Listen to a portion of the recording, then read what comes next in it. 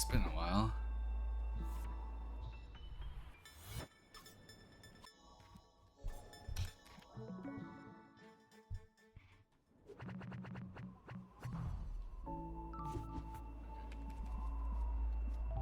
I'll start with one run of Cementicide. That's not what I meant to do.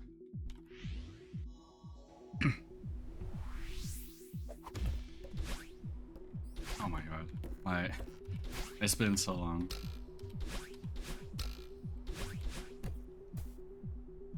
I should probably get the golden strawberry, right?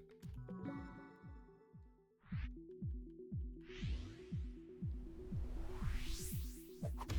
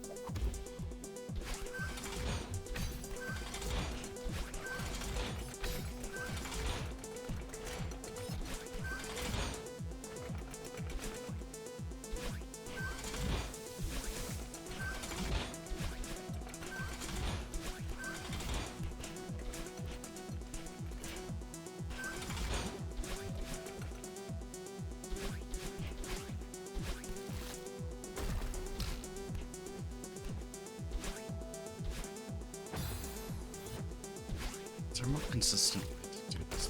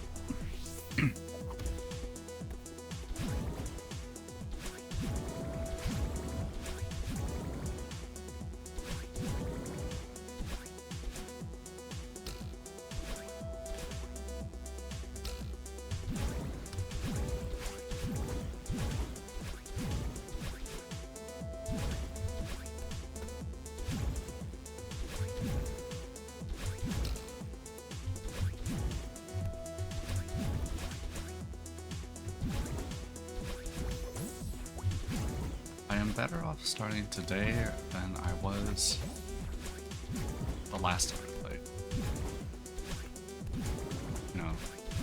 It has been several days since I last did this. However,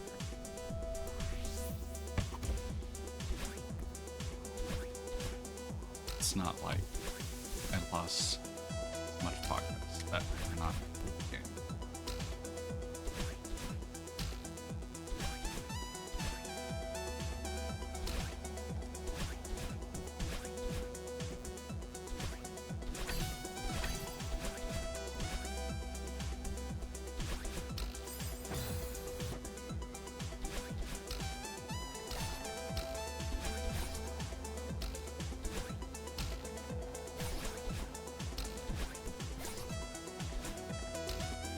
That is not how I used to do this.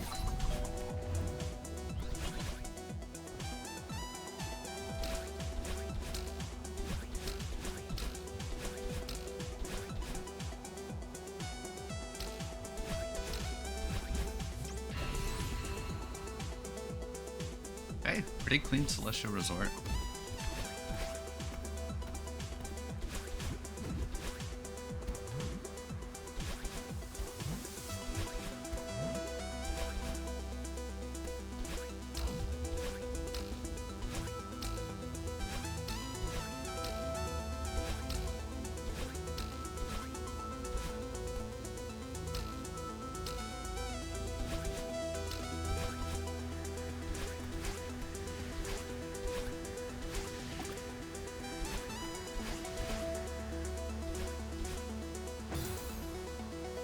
Yeah, just be more careful there.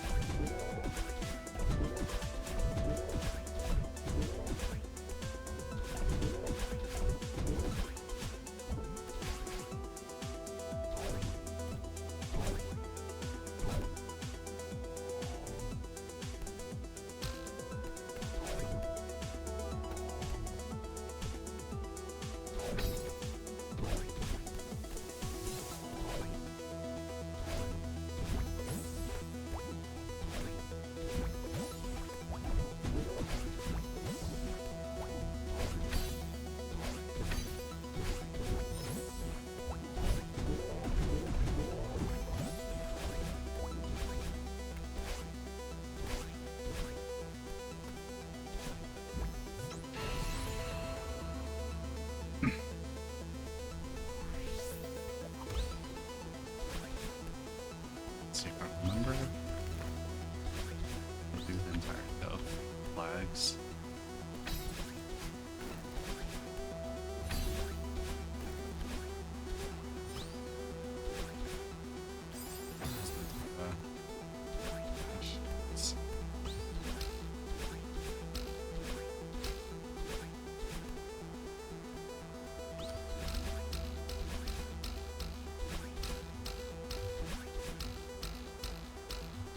Hey, Semeski. Who put spikes there? That's a good question. I don't remember the spikes being here my first time around this mountain, you know?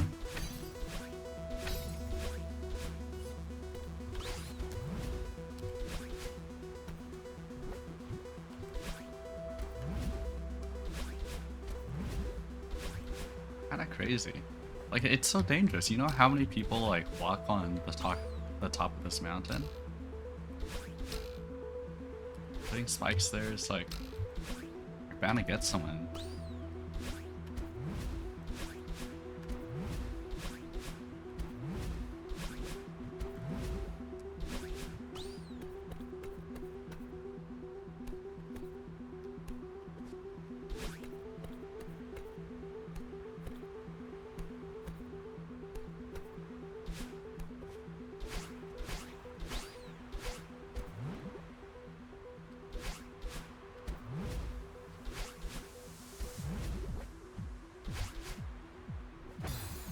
Dash left twice.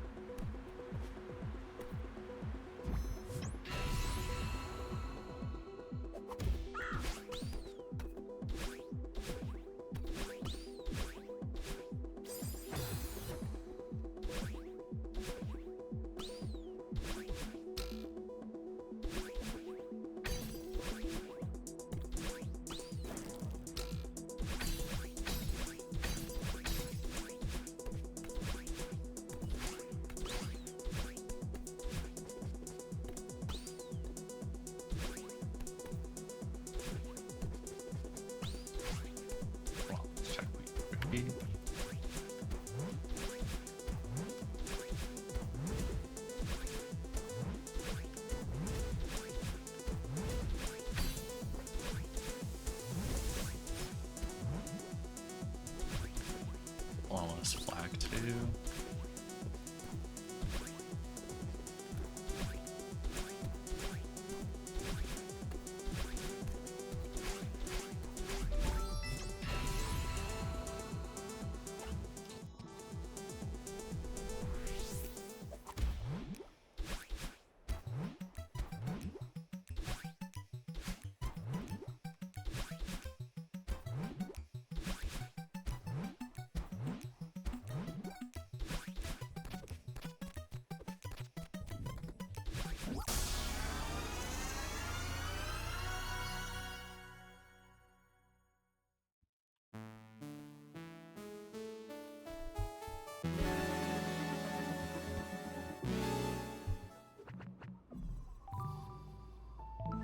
Okay, I'm gonna do another low death run.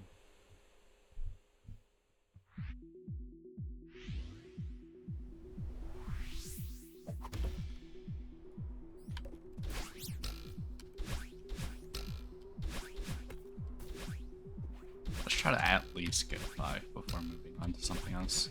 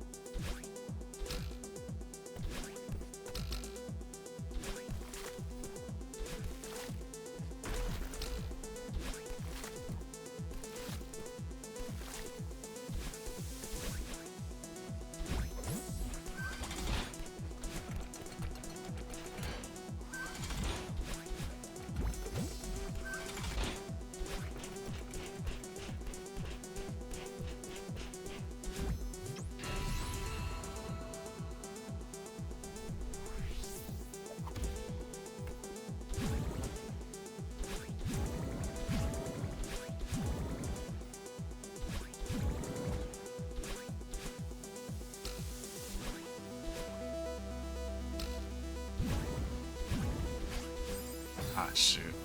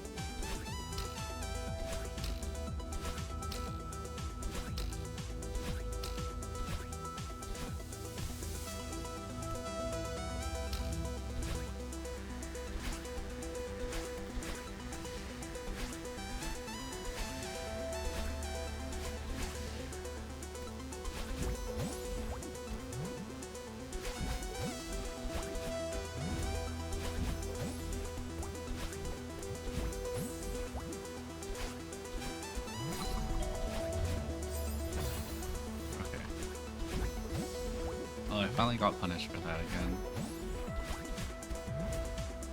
Just bounce on the cloud twice to be safe.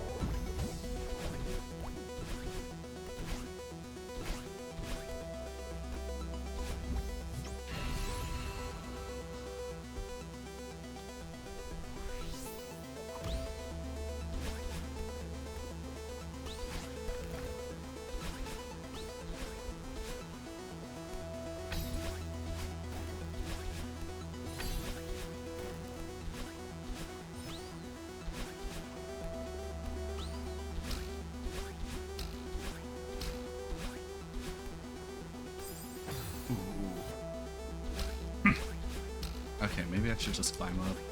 Dang.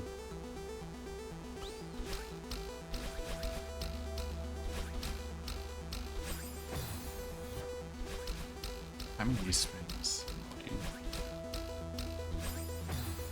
Wow.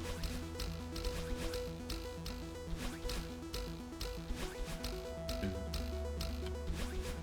Now that one's not that bad because it's at the very end, but the other one I do kind of worry about.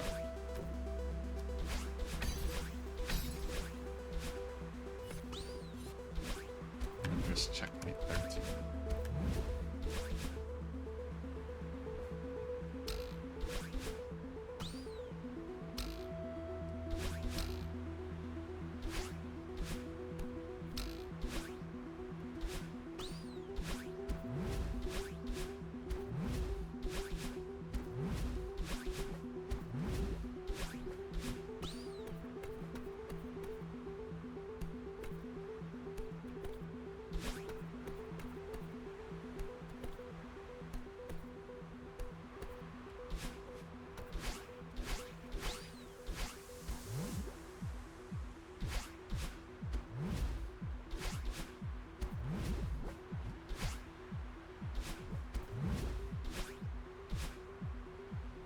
Kind of sketchy.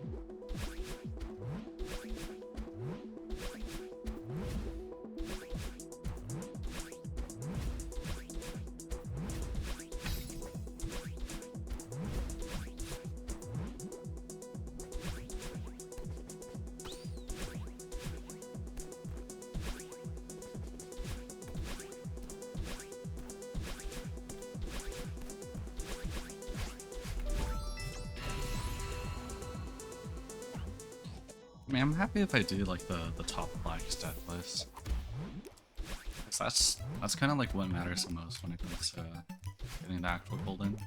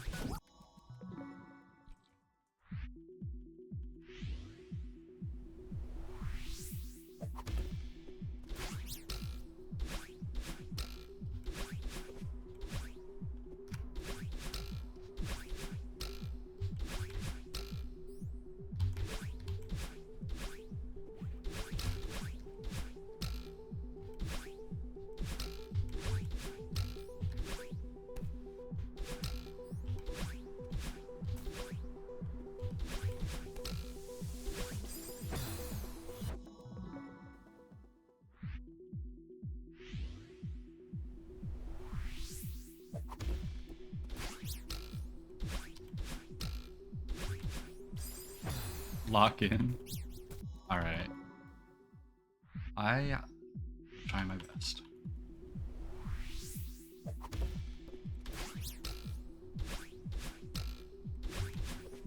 Hold on, give me a second.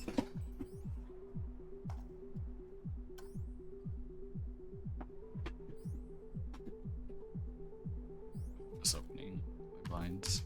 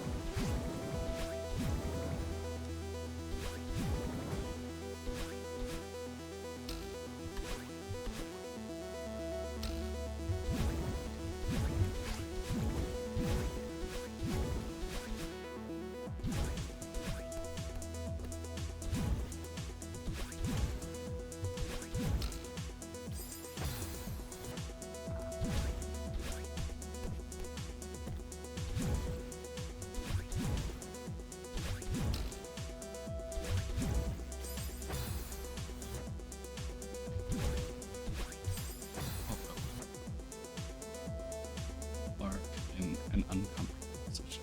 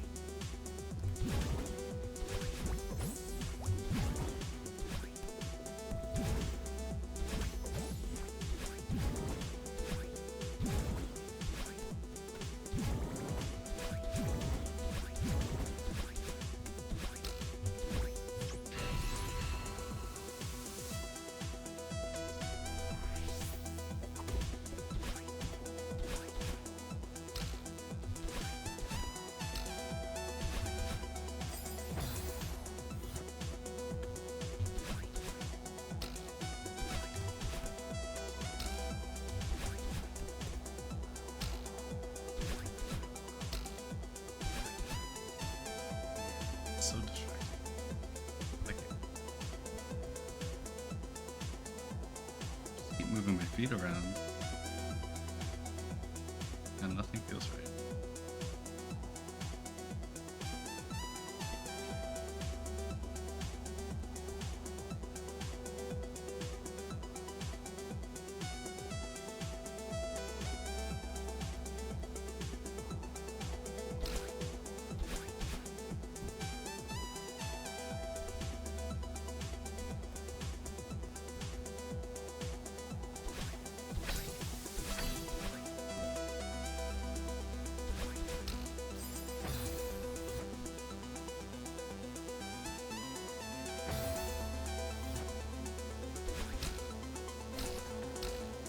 I'm in fact very unlocked in.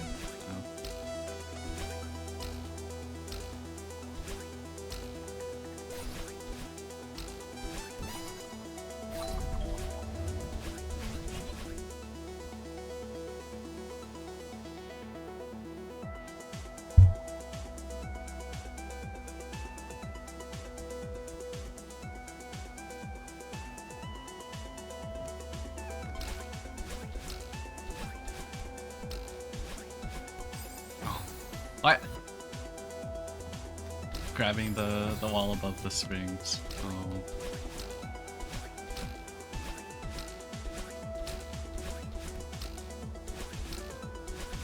Okay, you know what? I'm gonna restart.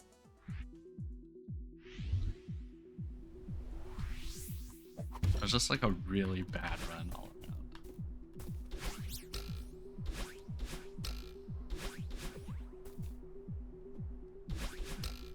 I fixed my posture though.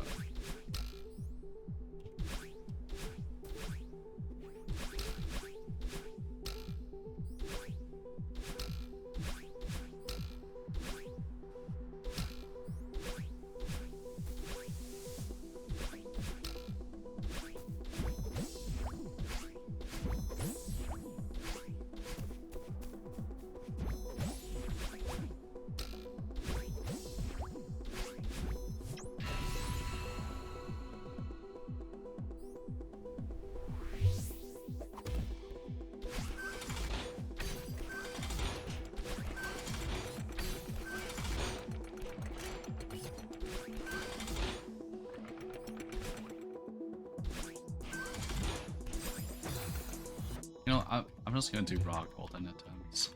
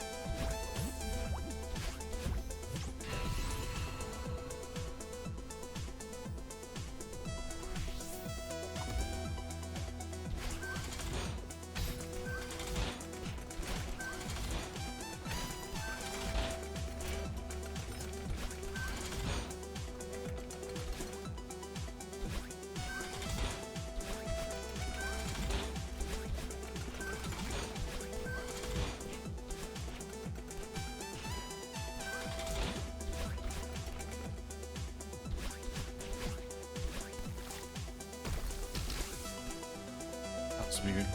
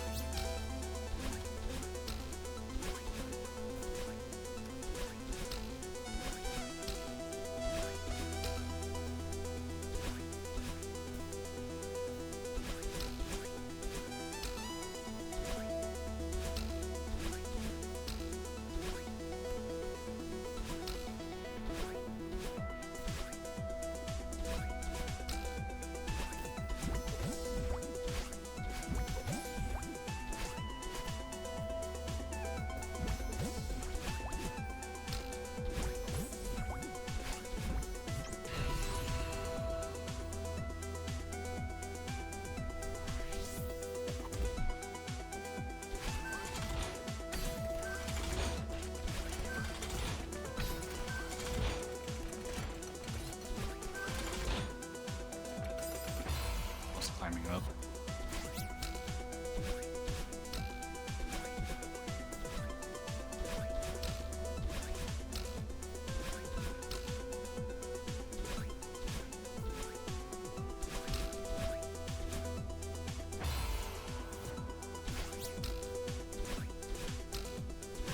Hey, what is up with me right now?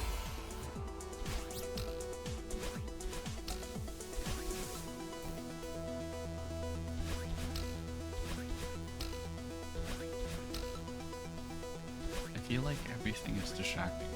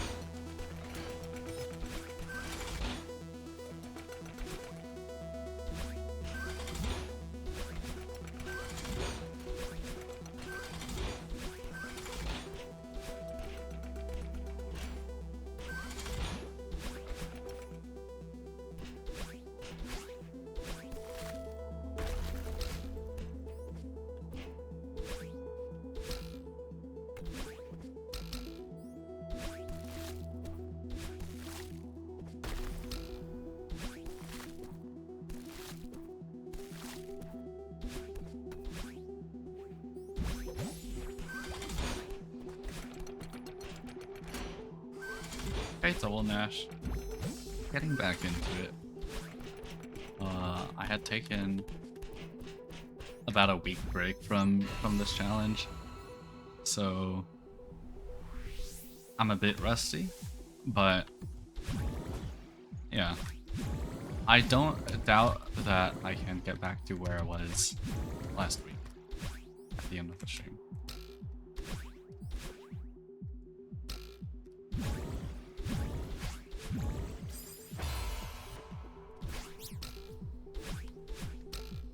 How are you, Double Nash?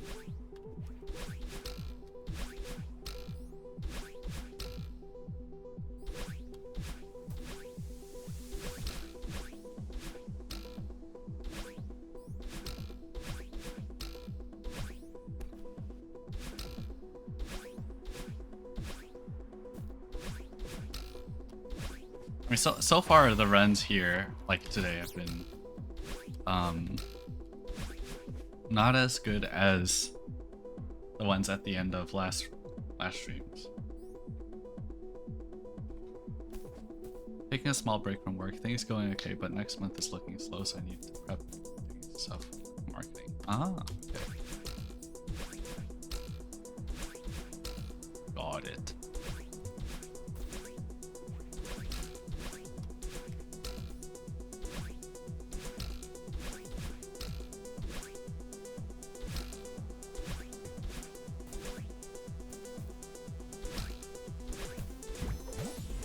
small break from work.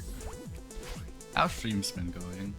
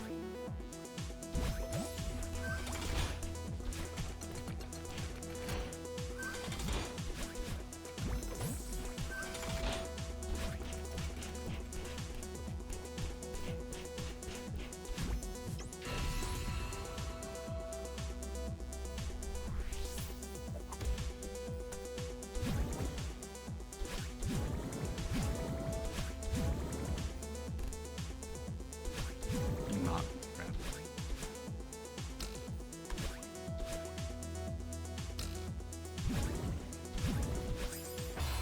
God, how did I mess it up?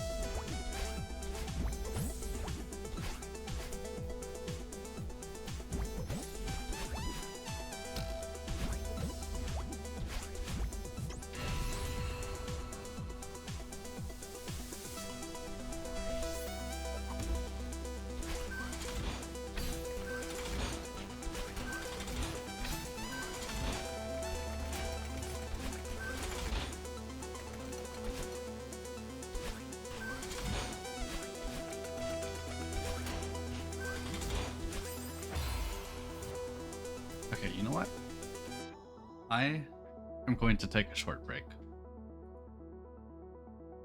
I will be back in a few minutes.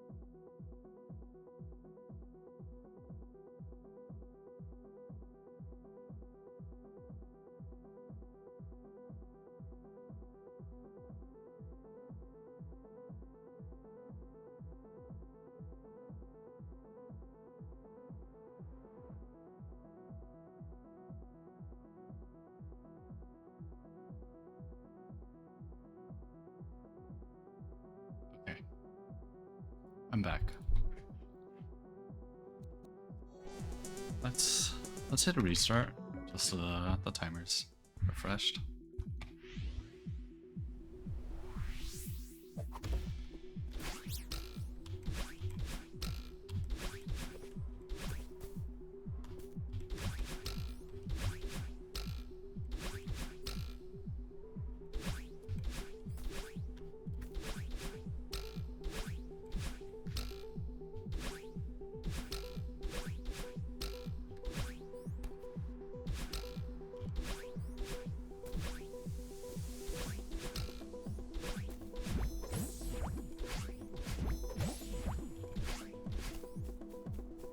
Do you think Toho would ever be on the docket?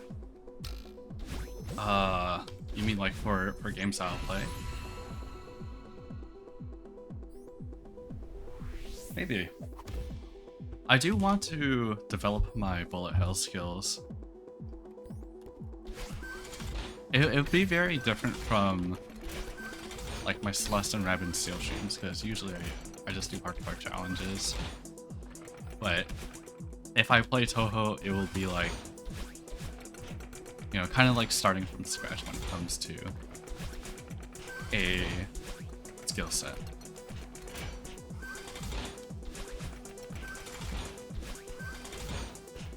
And I think that's fine.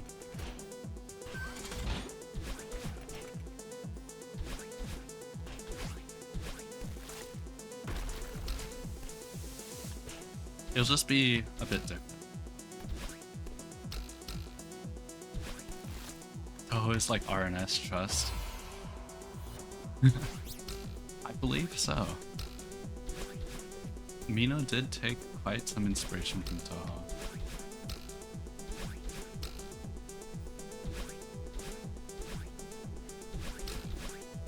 Though it is very different, gameplay-wise.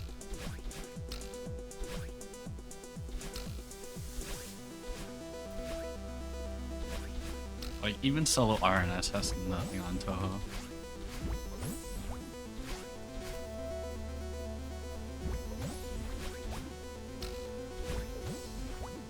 Remove a pig mountain staff. Yeah. I think if I were to go for something Toho, it would be 1cc. Like, clear without continues on Lunatic. However, I don't know, like, maybe that's too ambitious for a start there. How would I get into it? I also just, like, don't know what resources to reference when it comes to developing Toho skill. Other than other clears. Which might be enough.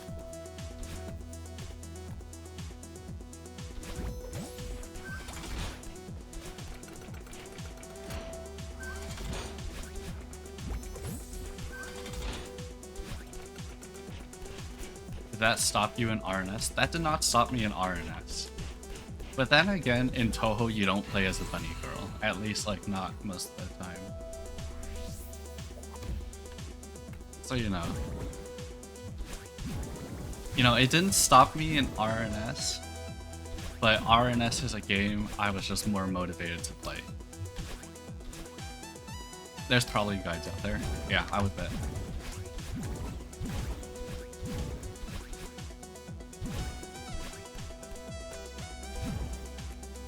And I would probably, like, honestly, go for the easiest Toho games first. But I think that'd be a good way to gauge what my skill level is, and also, like, to build my skill bit by bit. It'd probably be best to do it that way. It's not that I haven't played Toho games before, it's just that I've never won like a 1cc lunatic clear. You don't play as racing in Toho 15? Now you're cooking.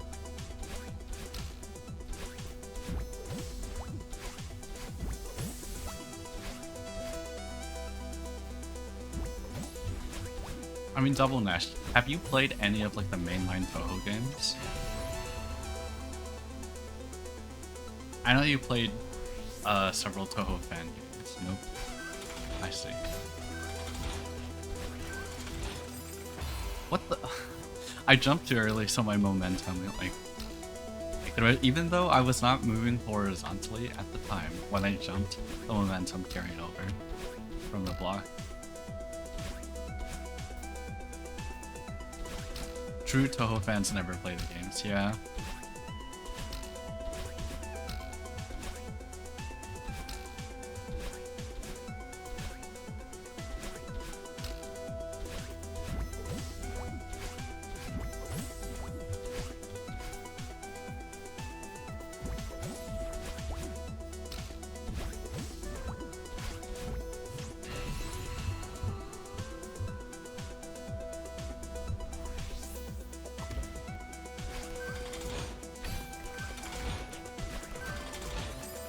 Oh my god, that got me again?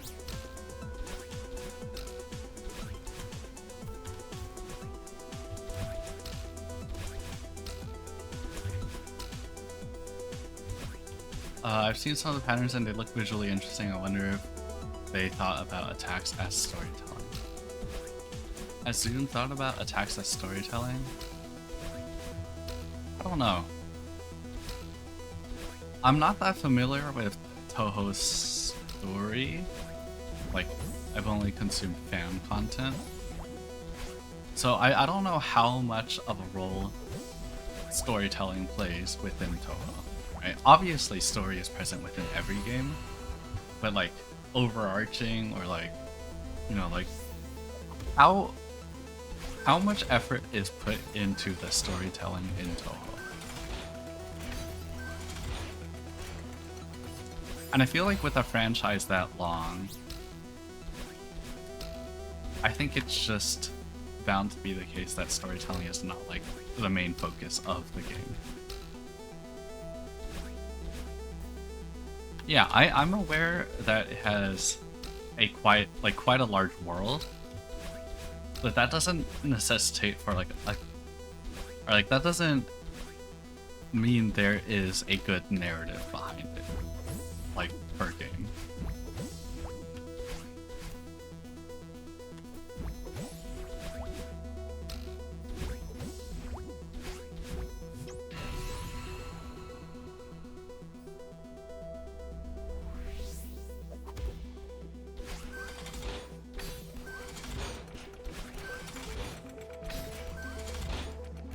Gotta wait extra long for these traffic blocks to stop moving.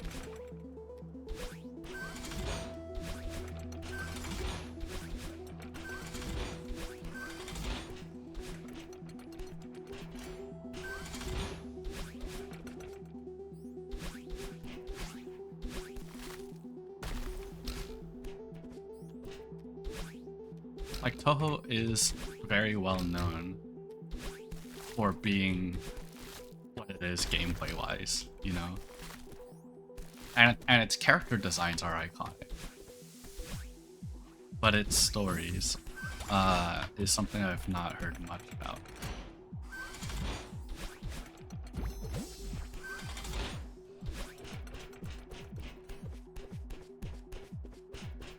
To clarify, I'm specifically noting attack patterns to signify narrative. I think that's true. I think they can possibly be used for narrative purposes. But it may be a stretch to, like, even if you did have some narrative in mind when designing it, like, the fans of the franchise may not pick up on something as subtle as that. It's not something that easily conveys language.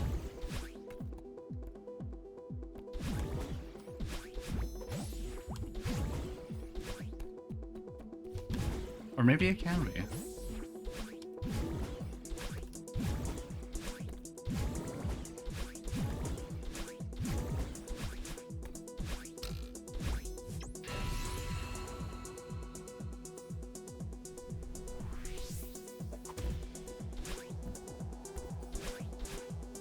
Sorry, take everything I say with a grain of salt. I have not played more than 3 Toho games.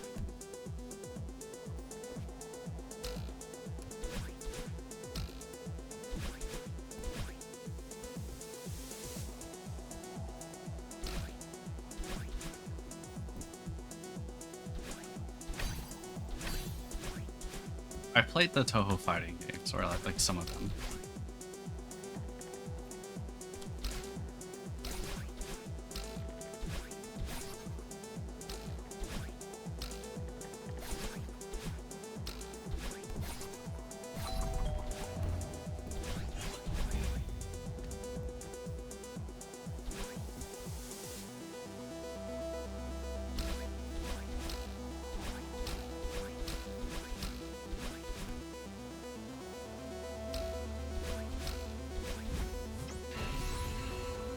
That one hurt map of Churnos, I assume like Quake Kick. I have no idea what you're talking about. Meow. Hey Tara, welcome. Oh my god, I made it past Celestial Resort. Okay, we are so back.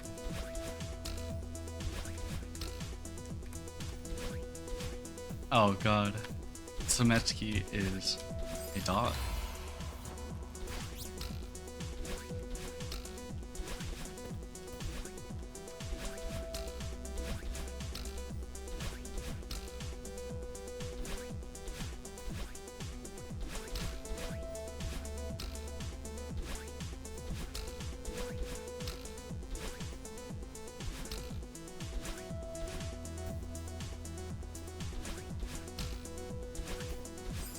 You just had the saddest death trying to golden 1B. Oh no. 1B is quite a step up from all the other, like from A sides and C sides.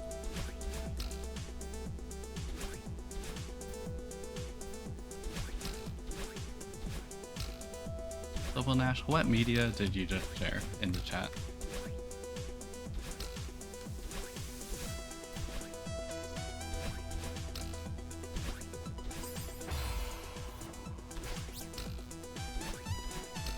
The image in question. Okay, here, I'll take a look.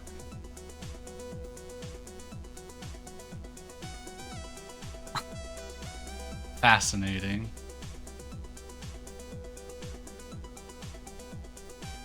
I've not seen this image before.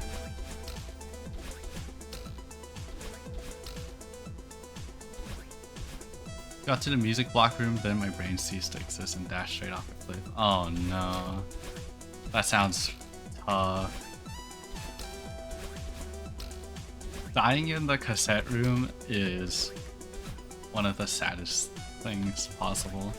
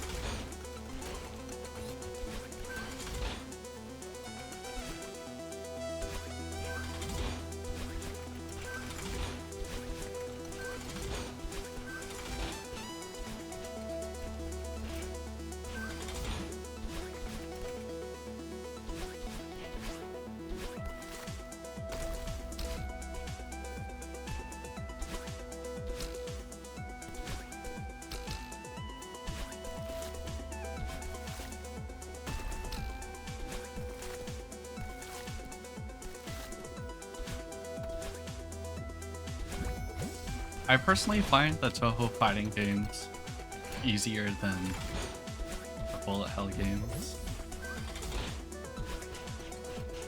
There are some bullet hell elements within the fighting games, which is interesting. I mean, it's been a long time since I played it.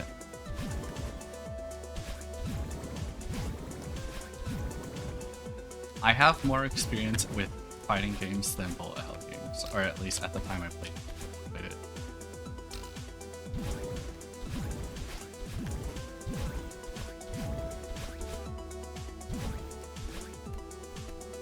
It's a bit scary there.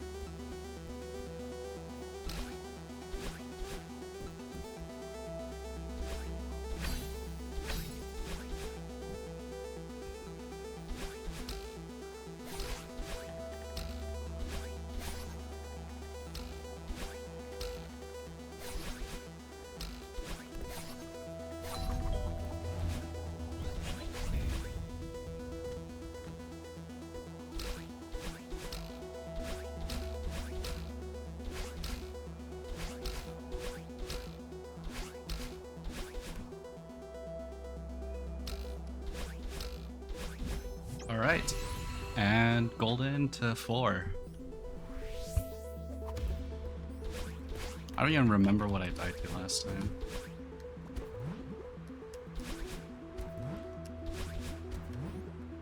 Pretty bad accidental death.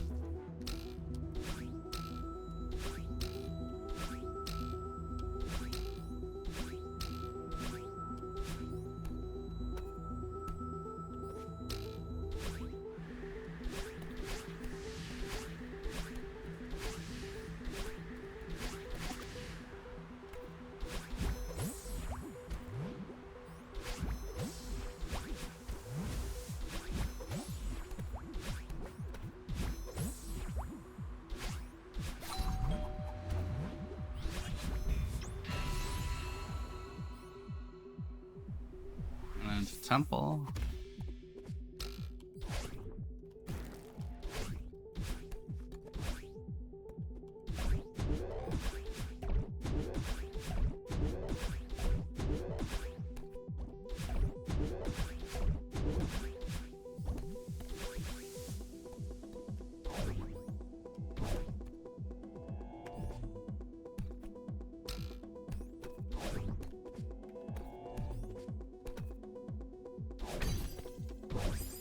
Ooh, dash too early.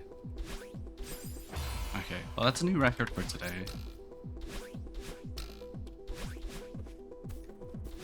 Aw man. Sorry, Semetsky.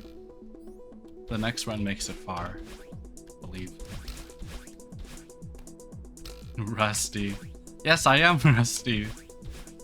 Last session I was making it to the summit pretty consistently.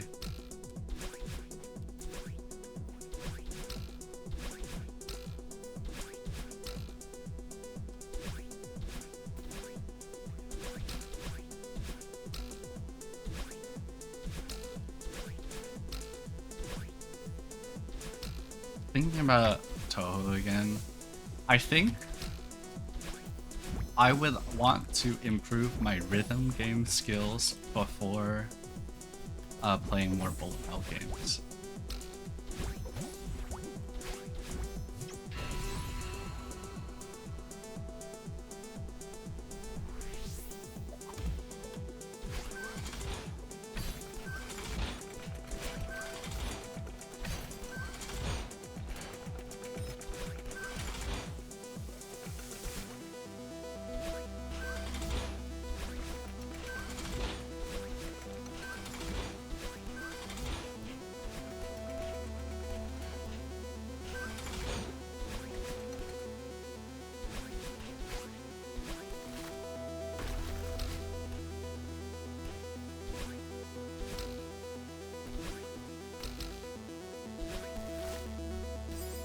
Like an OS or something else, I know there is a Toho video game. I am talking about... Oh, I'm so sorry to hear that, Tara. That is very unfortunate. I'm talking about, like, rhythm games in general. I don't like OS because... like, just mouse input stuff is something I'm not the most comfortable with. Like vertical scrolling rhythm games.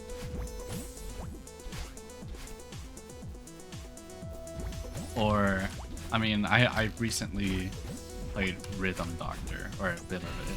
I want to at least finish up Rhythm Doctor's main story, and eventually perfect every stage in it.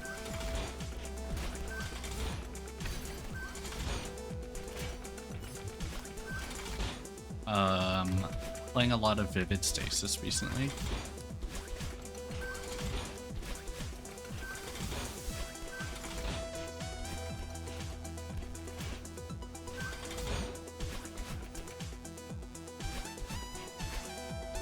Eris approves of this post. True. This is fairly recent. Which one, Rhythm Doctor or Vivid Stasis? I played Vivid Stasis like a long time ago. DR? Doctor. Oh, okay. Yeah, Rhythm Doctor. Now, the thing is, both of these games have been in development for a long time, and only recently have released like a complete story. But like, you know, you were able to play early access, and they added it like chapter by chapter.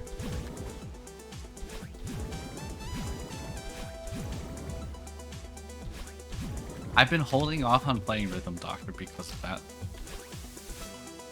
Like, I knew about the game for a long time, but didn't want to play it until it was done.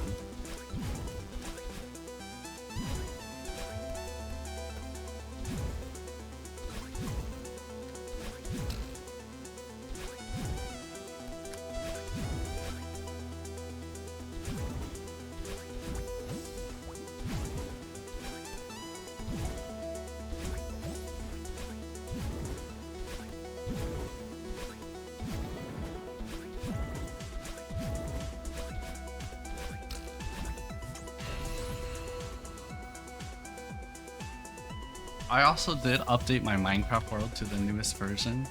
If I get this golden summit very early, I can show it off.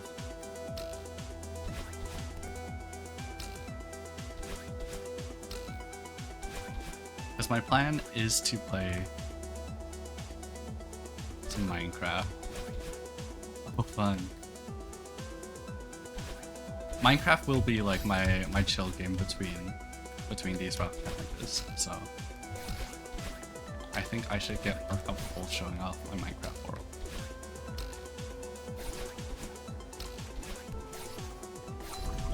You love Minecraft, that's awesome.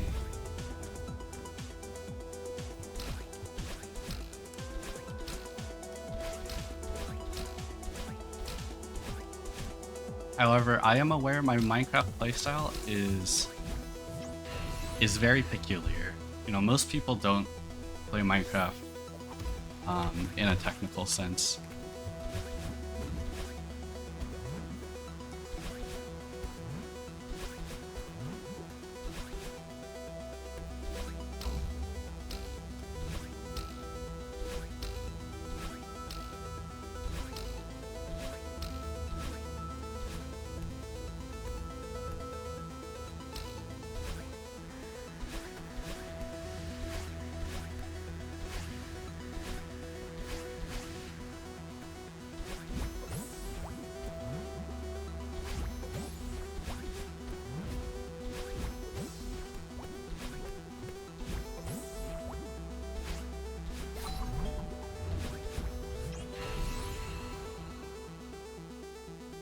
Okay, we got the temple again.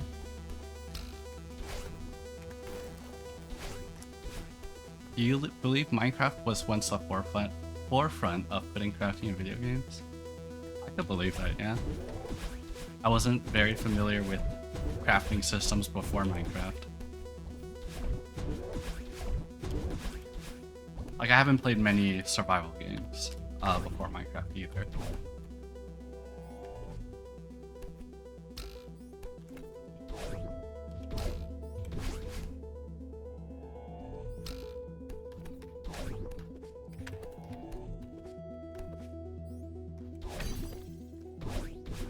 There we go.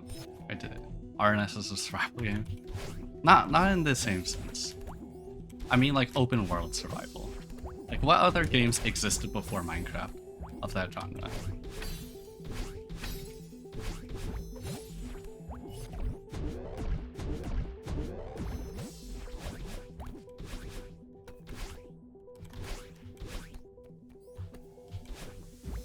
Does Fallout count? I'm not too familiar with it. Maybe?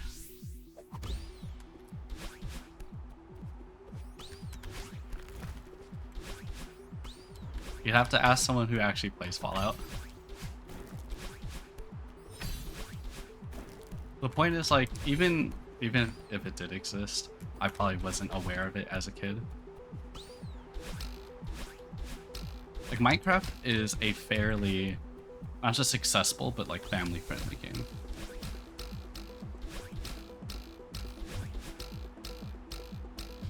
Okay, past the evil spring.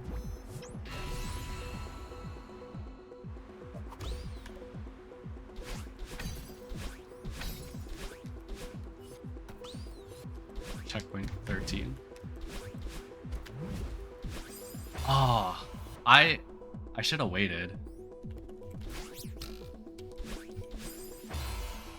Okay. I mean, the next attempt makes it further. That's how we're doing this. We're gonna keep going further and further until we win.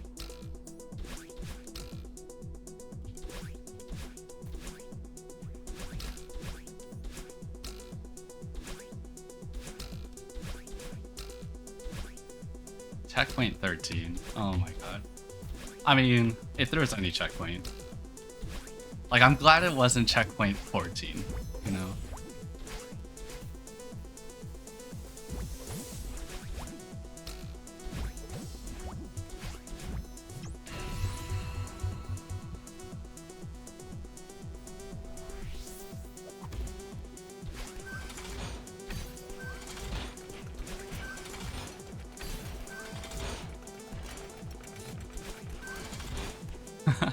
The impatient dash.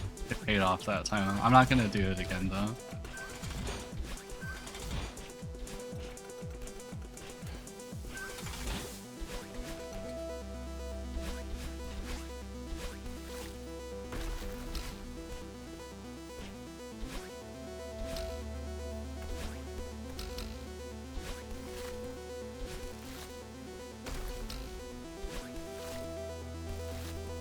Have you heard of a Celestia? It is an instrument. No, I'm not very familiar with it. What type of instrument is it?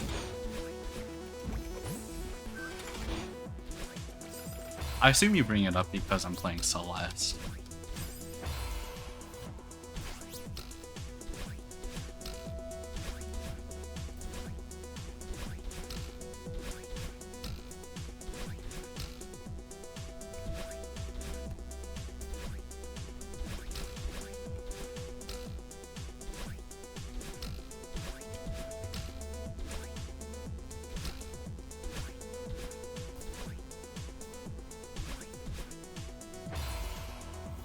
Yikes.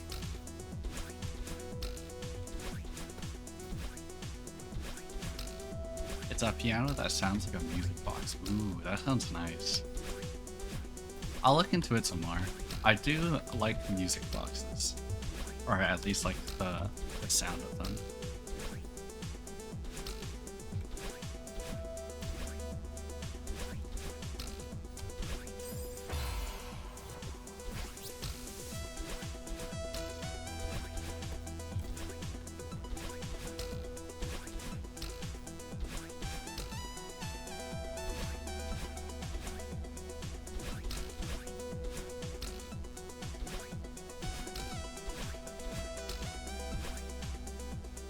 If I die to summit portion again, I will go practice it a bit more.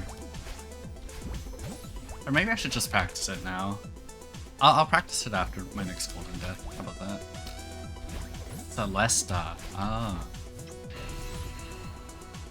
It's a very beautiful sounding name as well. Yeah, like, you know, it's one of those names that matches what it is.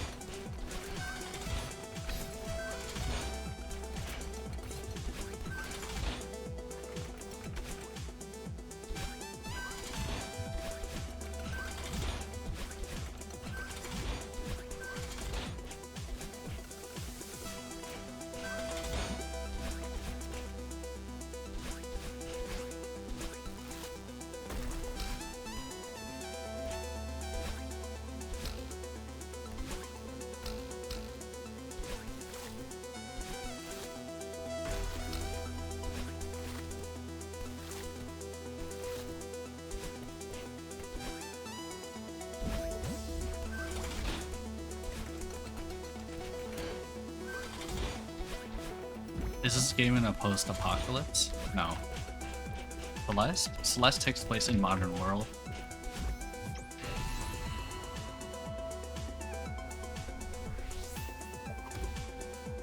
I mean, that place is called the Forsaken City. So I guess like supposedly at some point, people tried constructing a city on Mount Celeste and it didn't work out for whatever reason.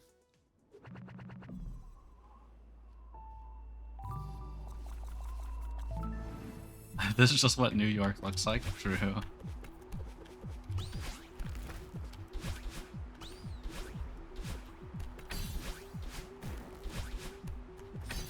I mean, the thing is, Mount Celeste in universe is also like mystical in some sense. You know, there's like the Mirror Temple, which brings out some part of you. Or I mean, not necessarily the Mirror Temple does it. Mount Celeste is weird. Not the real Mount Celeste, of course.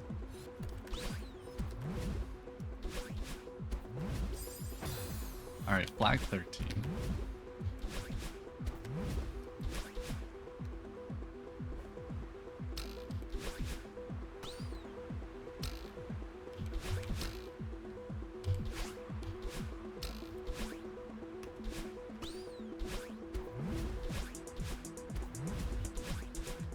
Okay, my current goal is to do all the flags deathless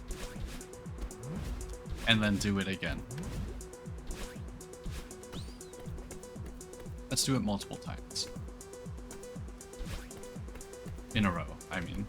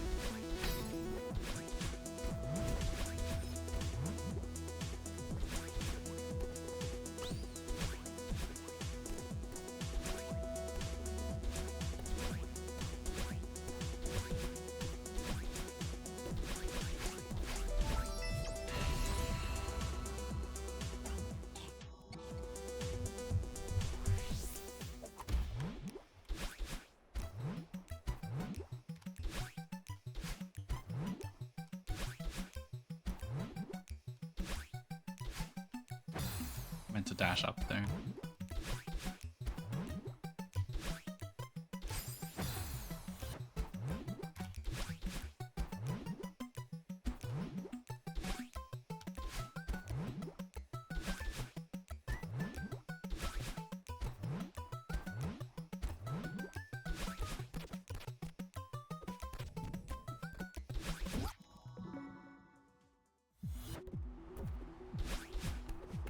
Why would they put more level in the sky? The top of the mountain was reached.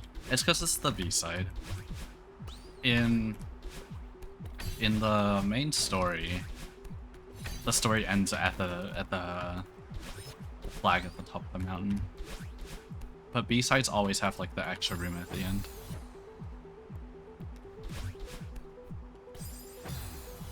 Like B-sides are supposed to be like the harder difficulty. With the cheeky music.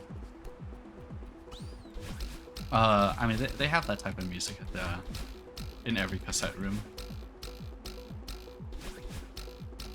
Trust me, it makes more sense when you play through it yourself. Like right now, you're just watching me go for the hardest golden berry, other than the final chapter one. Like it's gonna feel weird if this is your first exposure to it.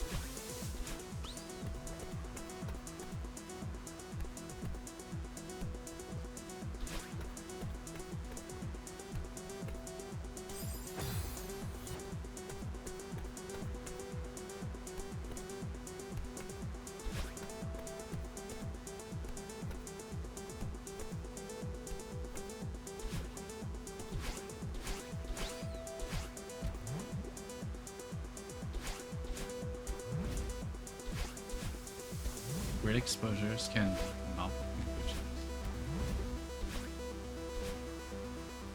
Well, what is your novel conclusion?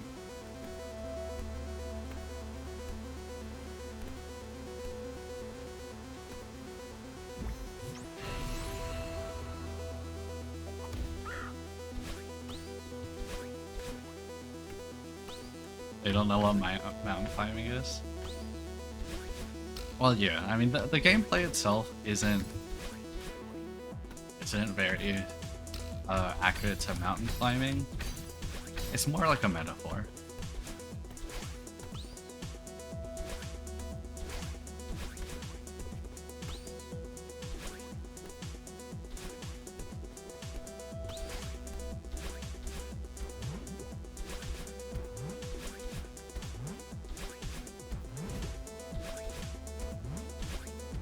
Like, even though it's not very accurate to real-life mountain climbing, the feeling it evokes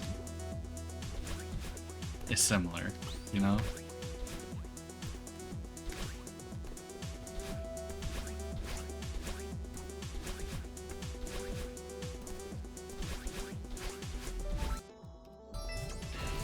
Almost restarted the chapter there.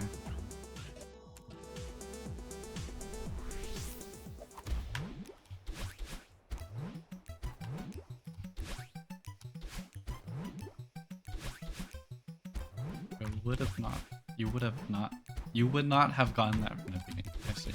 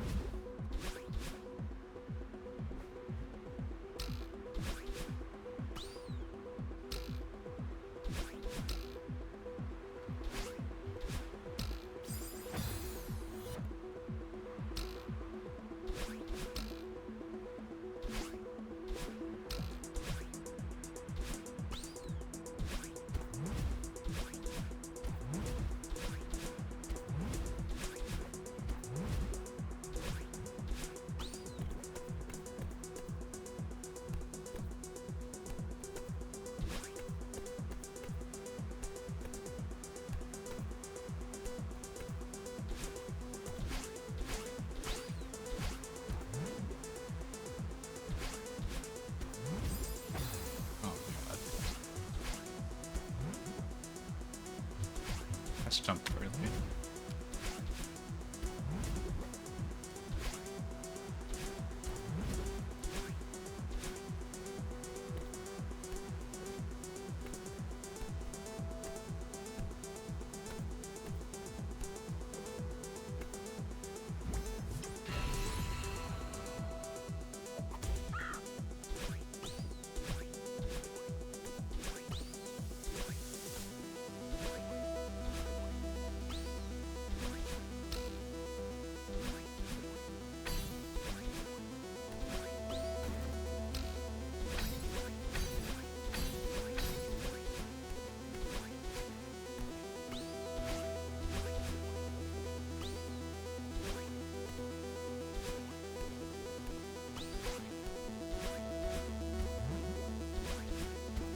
Fairly consistent at the last 4 flags.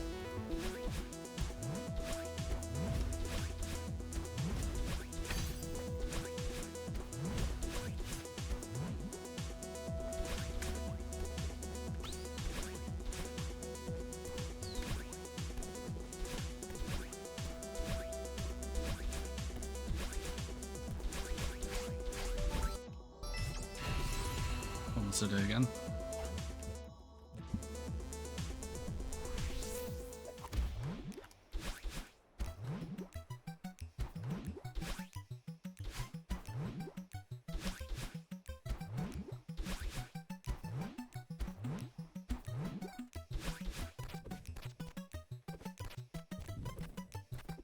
I was trying to come to any other conclusions, and beyond the other character that throws you up and attacks you on another stage, that is showing a story of working with yourself, sometimes coming at odds.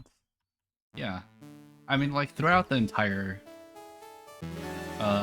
like, main part of the game, the other self, people who, they call battling, right? Like, she kind of serves as an antagonist for most of the story. And it's in one of the chapters that you kind of, like, unify with her. Like, you see how I have pink hair and am able to dash twice in this particular chapter? In every other chapter, you only have one dash. And it's after you unify with Madeline that you get 2 dashes.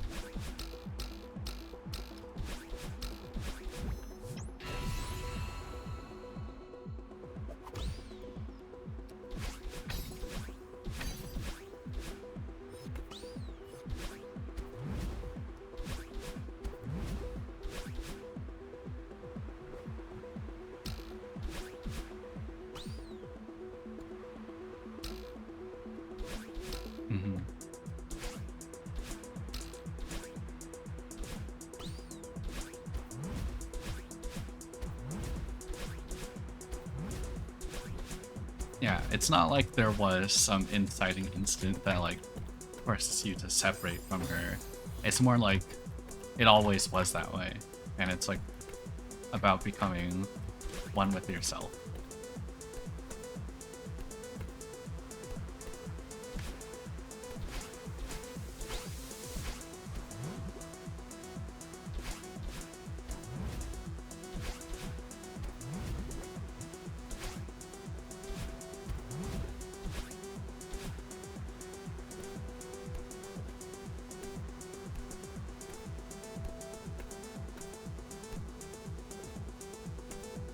Have you heard? I'm not sure what it's called these days, but it's like 2 brain. Are you talking about split brain?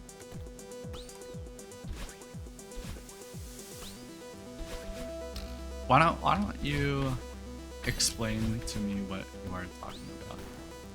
Make sure we're on the same page.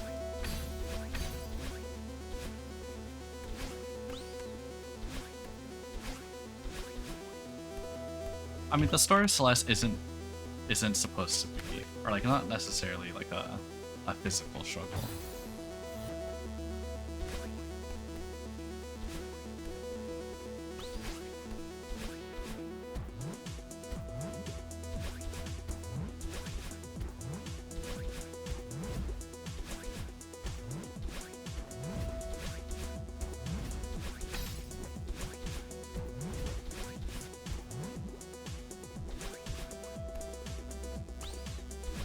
Nice, Tara. Awesome. 1 more berry.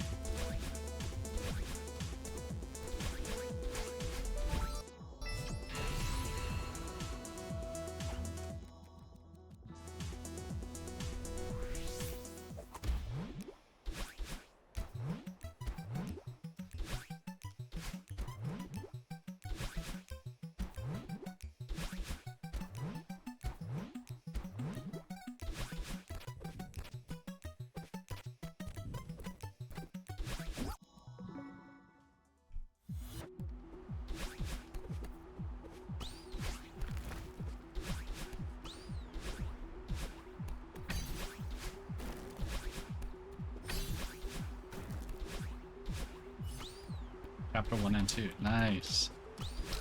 Now, chapter 3 is like something else. Let me find it. Each side of the brain develop its own sense of self. Yeah, try searching up split brain. I think might be what you're thinking of. You haven't even done 3A. That is very fair. I mean, Celestial Resort chapters are very different from the rest of them in terms of the way you have to approach it.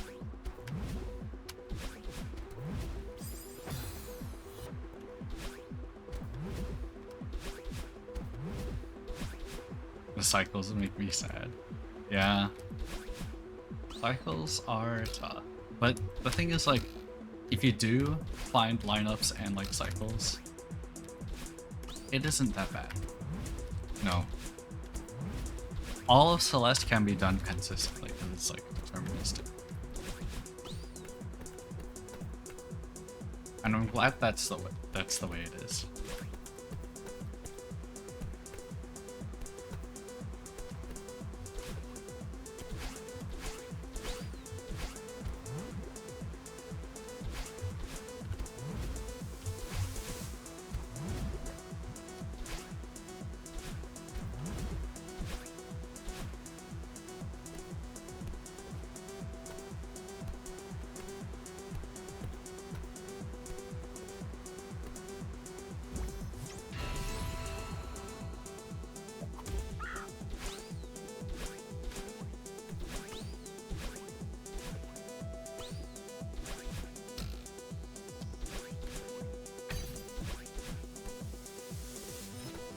Hey Kuko, how's it going?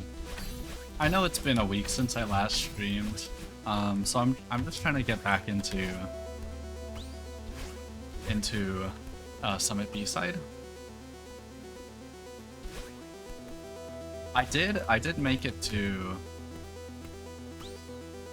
the flags earlier though, so it's not like I'm super rusty.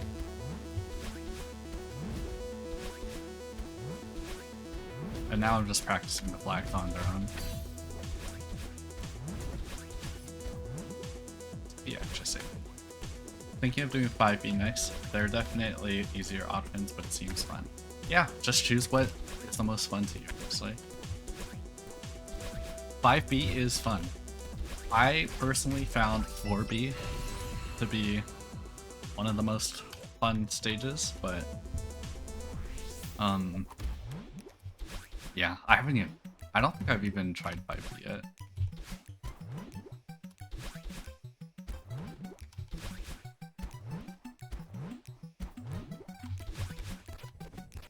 Deathless runs will never not be impressive. That is true.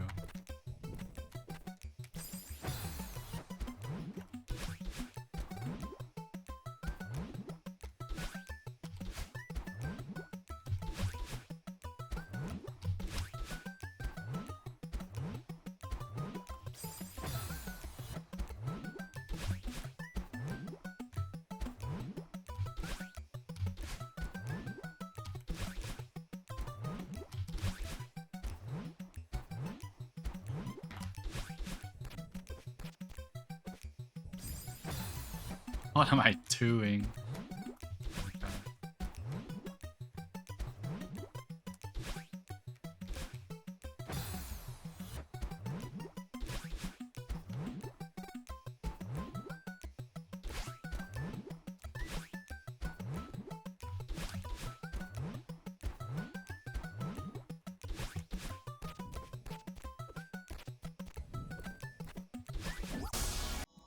Wow, I died 4 times at the end there. Okay, this is the one where I do Deathless.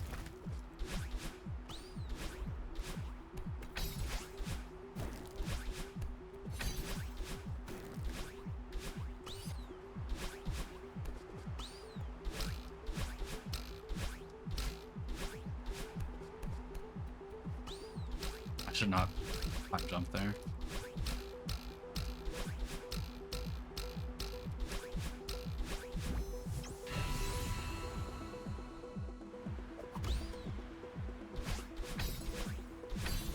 Alright, flag 13.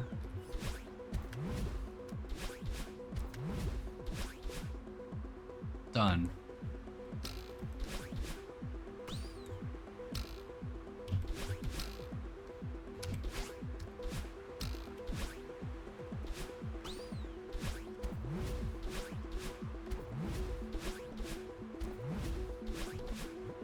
So it's flag 13, flag 9, flag 3, which are like my biggest concerns.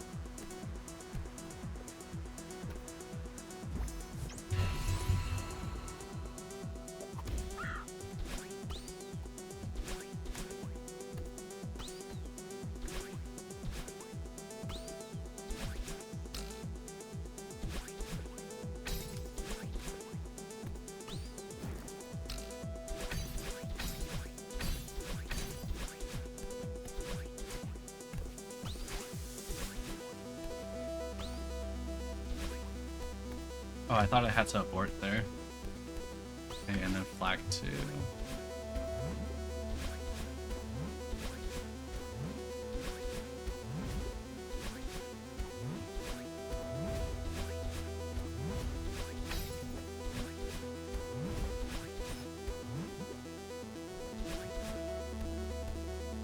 Flag 1.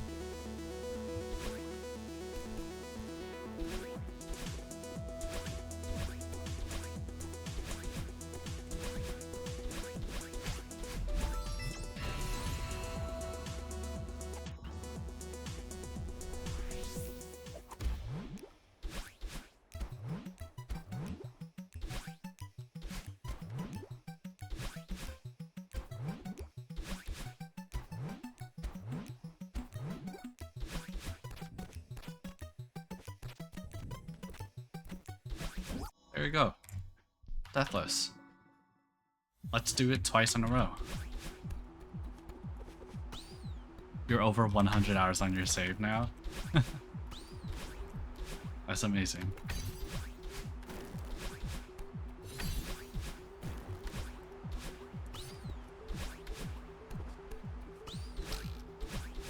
Here's to many more.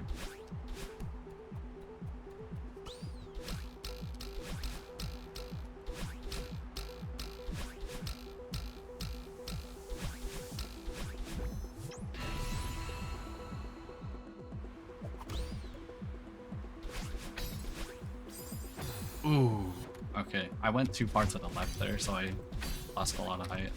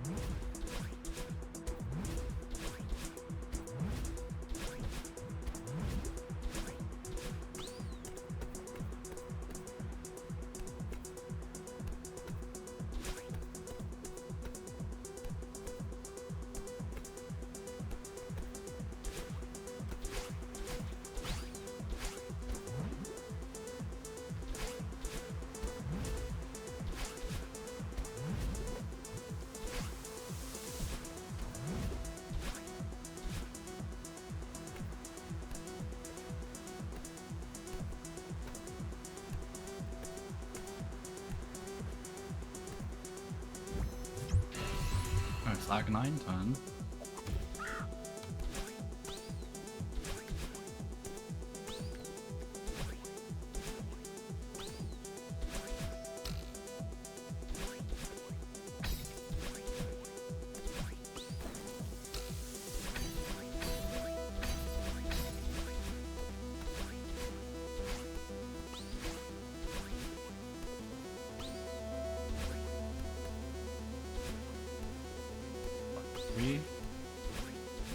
Yeah, I think I'm decently consistent.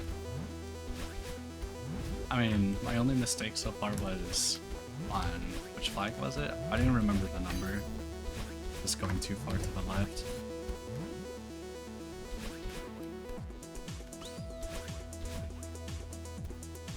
I think that is warmed up enough. I'll probably go for more golden attempts now.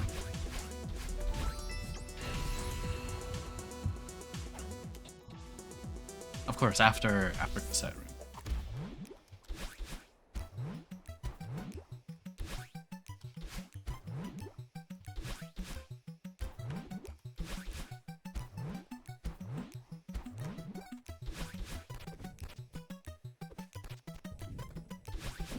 Yeah, 1 death, pretty good.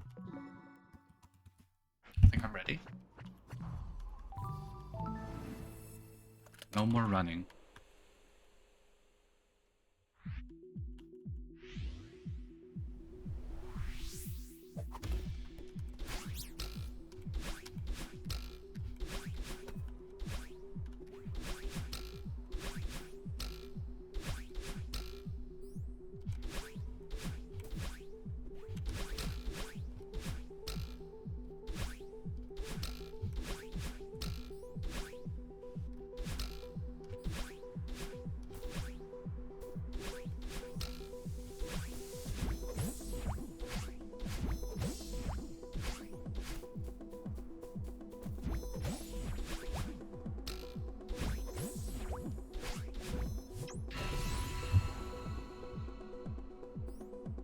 That's one.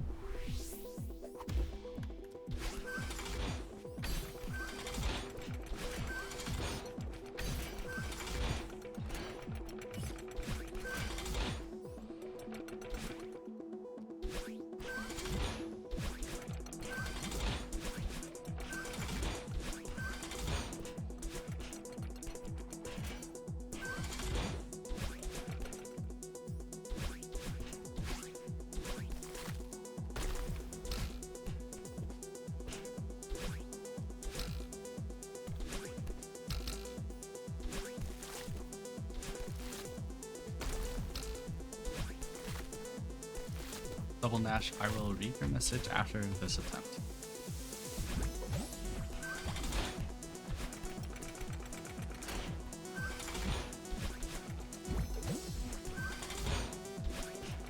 I apologize in advance if it takes a whole 10 minutes.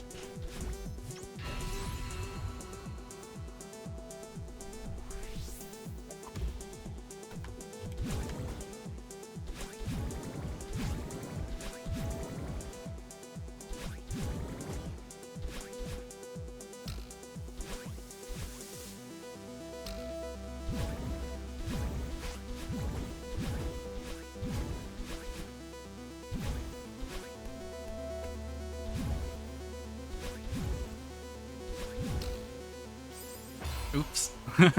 Okay. Split brain is close, so that research shows like post brain trauma 2 cells can be independent. Next part, it's firmly in hypothesis conscious 2 were always there, but they communicate well enough. I am familiar with the concept.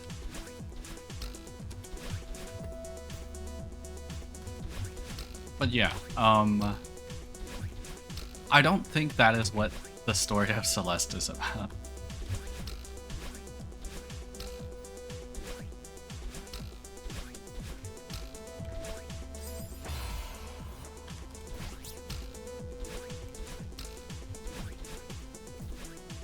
Like, Celeste is kind of about that, like, you know, the embodiment of your negative emotions, or like maybe not the negative per se, but like the ones that are more doubtful or pessimistic.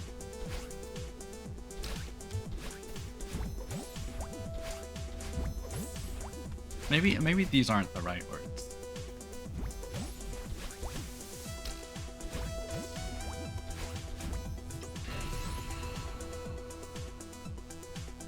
Madeline does describe herself as pragmatic at a point in the story.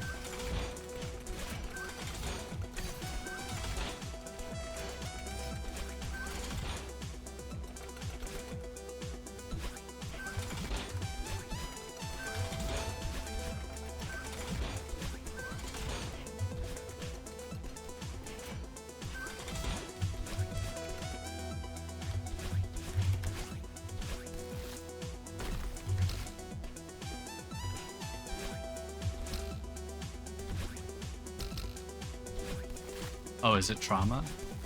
Is it trauma? It could be trauma. I don't think it has to be trauma.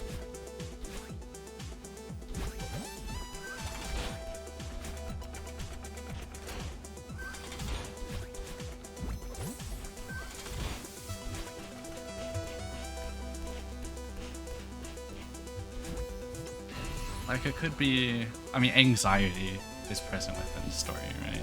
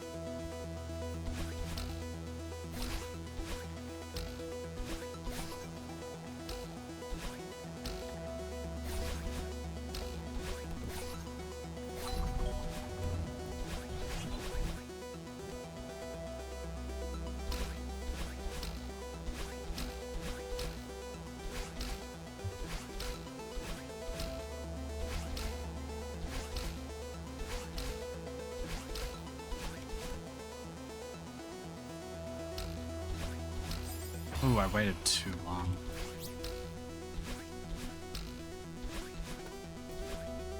For the most part, that's a new way to die.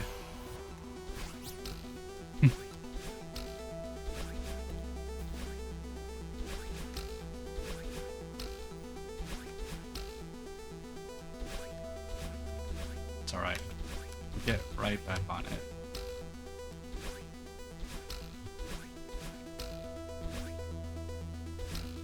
After all, I need to get this golden berry so I can show you all my Minecraft world.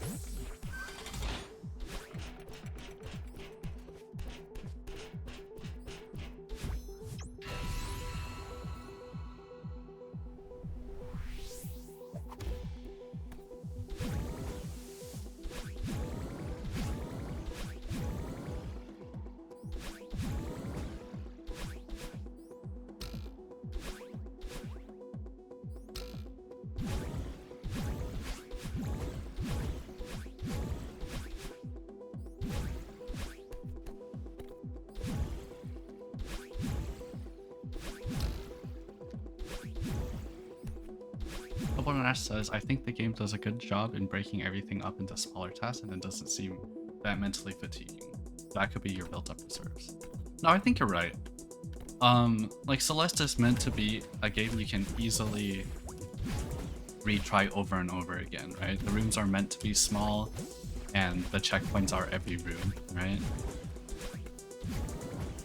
Compared to something like Dark Souls where you have run backs between the boss, like between each boss attempt, something like that.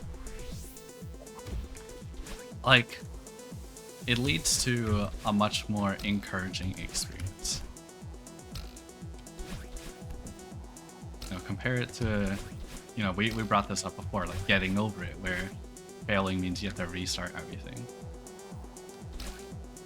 You know, you're encouraged to make mistakes in Celeste. You're encouraged to experiment.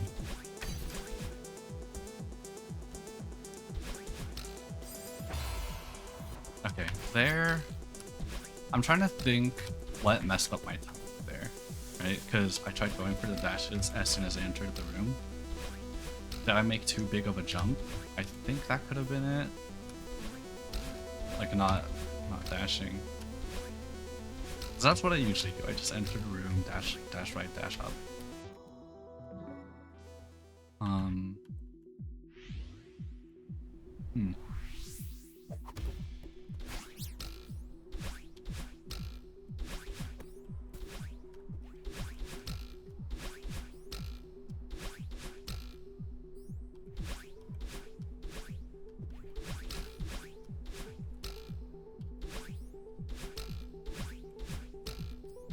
Oh wait, Double Nash, did you meant like the golden challenge? Because getting golden berries are definitely mentally fatiguing. Like aside from my built up reserves, as you say.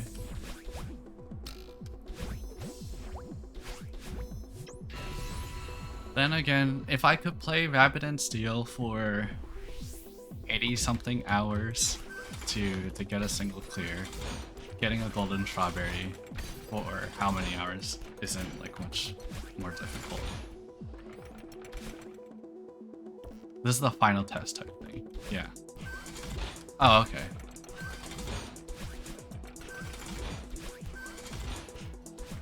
But yeah, like for a casual playthrough, I think it is partitioned very neatly for the player.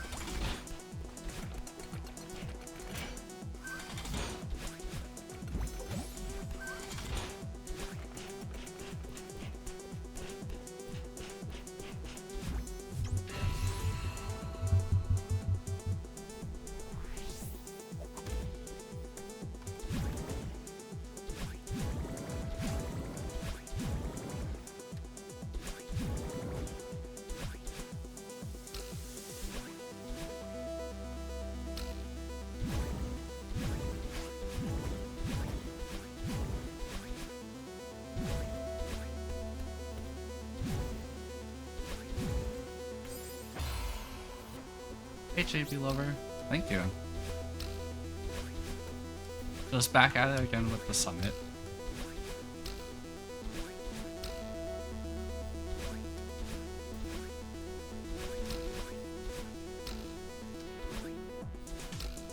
You got one death today? Oh, that's good. You're so close. Oh no. No, that is very close. Any attempt now. Any attempt now and you can clear. Oh my god, in the PB room? Maybe you should practice the PB room. Oh my god, which room is it? You said it's the feather part? Oh my god, the feather. Feathers are so rough. I did not know you could die by climbing up that block.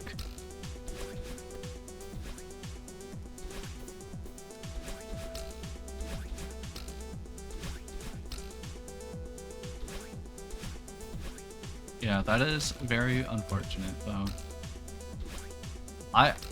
You can do it though. One death is so close.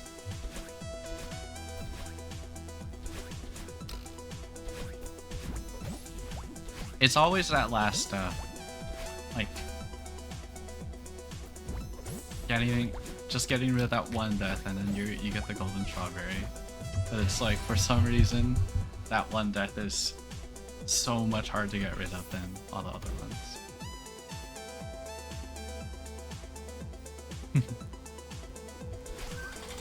Oh yeah, there's more places to fail for one death.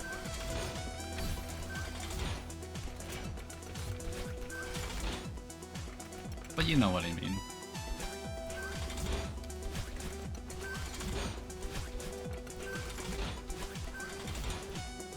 Have you ever considered eating a strawberry every time you succeed? That's a good question.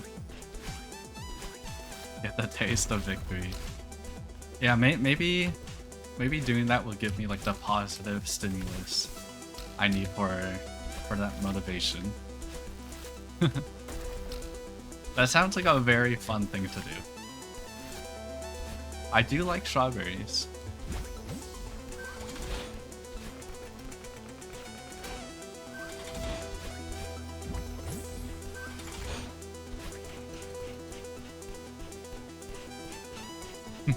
You should do that. I should do that.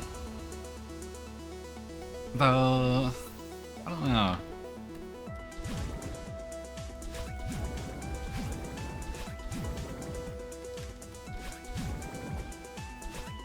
It seems like, because the thing is, I don't know how long it'll take for me to like finish this entire challenge, and it's just like one strawberry at a time.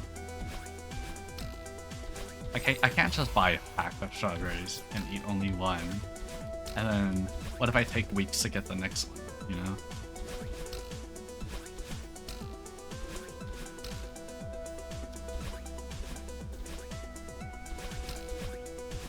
So, are you saying it's not enough it's not enough strawberry for my effort.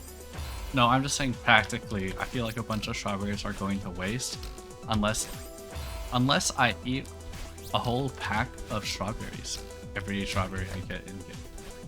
But if it's a smoothie, okay, now you're onto something. It could be like frozen strawberries. I could freeze the strawberries.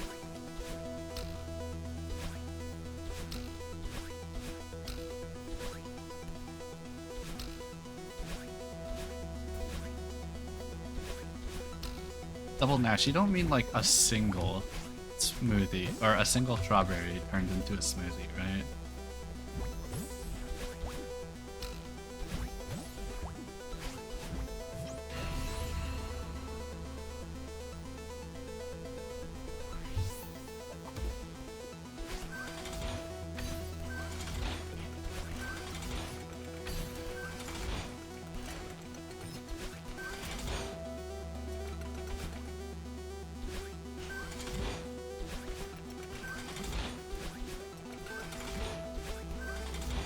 The thing cut out while you were talking? Oh shoot. I said, you don't mean taking a single strawberry and turning it into a smoothie, right? Because I don't think one strawberry is enough for a smoothie.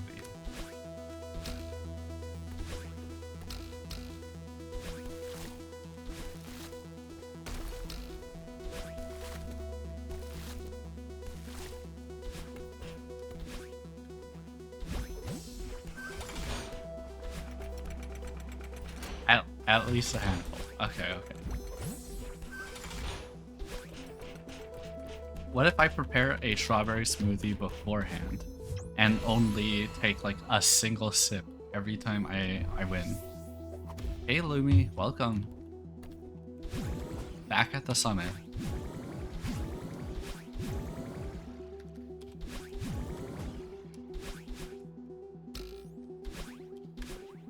Did you die to the Wount in Flag 2 or was it something else? Oh my god, you don't know what you don't want to know what I died to.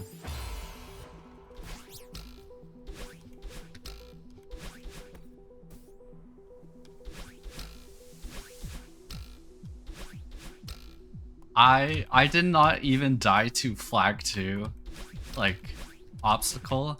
I kind of just dashed up into a spike before the first cloud. It was so sad. I guess that is the Wounce, huh?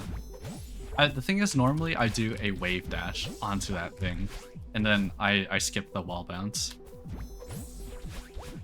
But basically, I did a wave dash, and then as I was holding on to that wall, I just dashed up. Which was a very unfortunate way to die.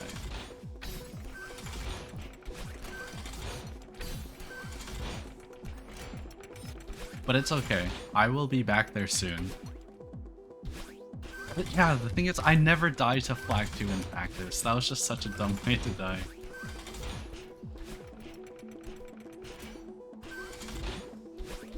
It's the nerves. It's a nerves check, right?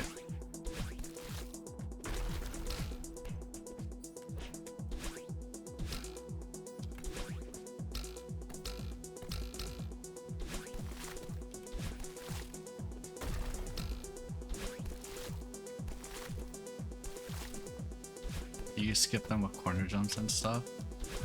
No, I normally do wall bounces. The wall bounces are easy enough for me to do.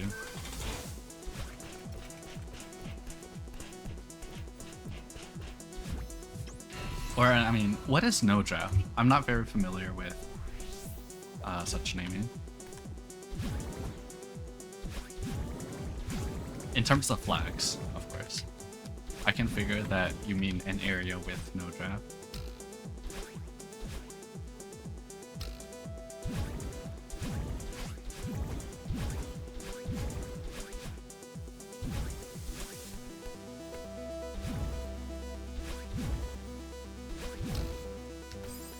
It's a community name for the part of the summit where there's no wins after all the mini parts. I see. Yeah, I don't remember which ones have wind and which ones don't.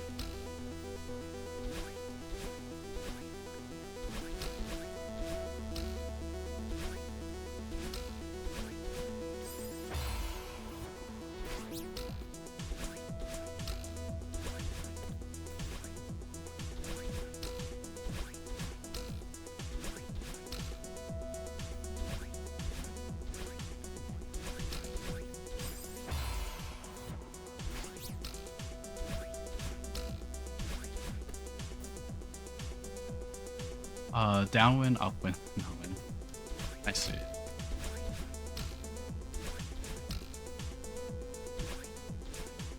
Okay, yeah, I mean, I normally just do the wall bounces normally.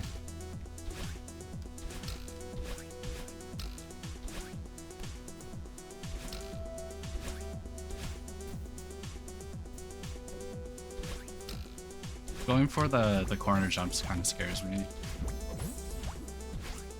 For like flag 3.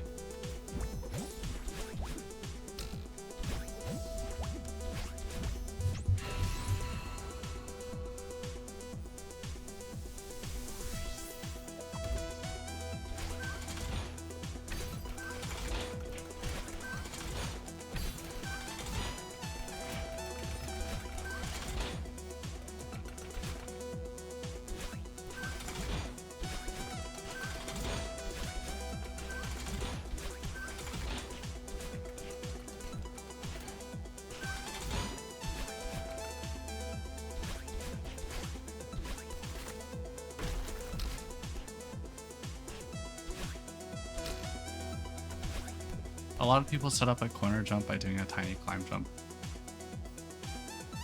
It set up a max climb jump and it ruins their consistency. Doing a corner jump by doing a tiny climb jump like that. I mean, yeah. I don't think I'll go for the climb jump though. It's not something I've practiced. I am a lot more confident in the wall bounces.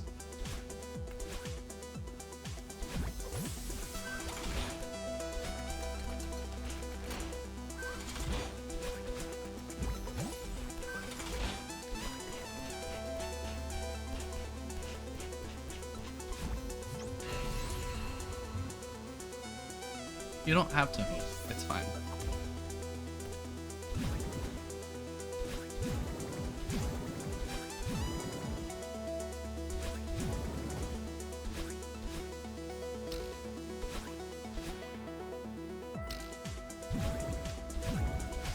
At the end of the day, it'll be on me if I do mess up.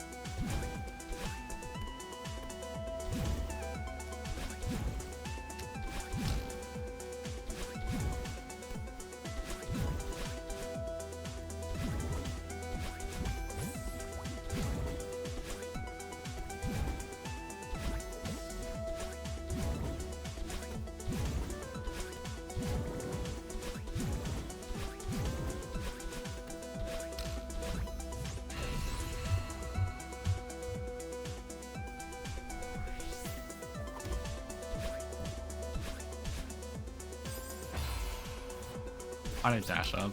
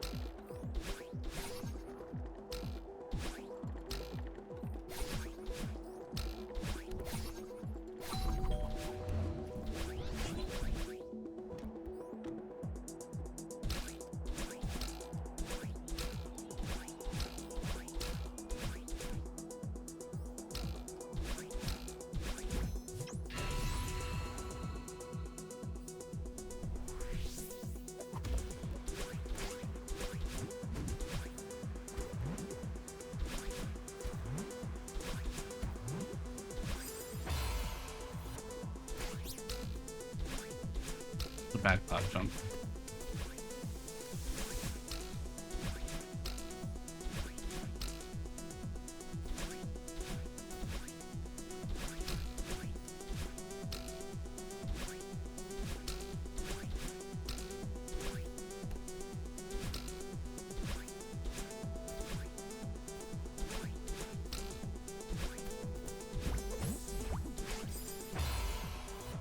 Double Nash said using a force professionally is way more ambiguous than a witch up is. Wait, how so?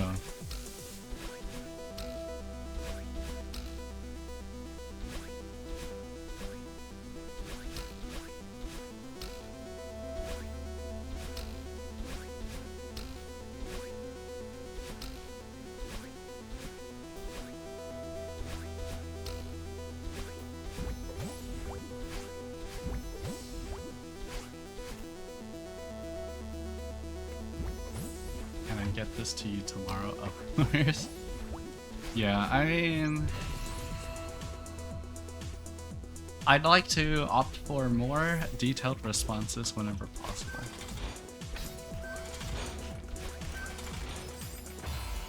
Oh my god, that traffic block.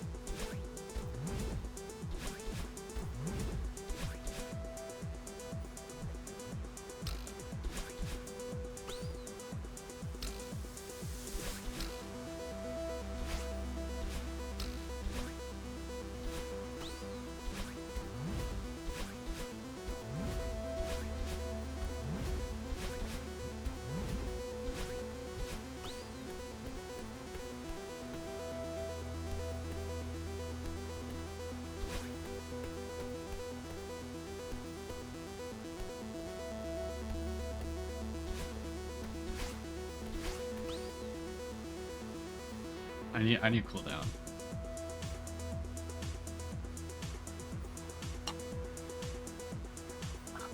I'm drink some more water.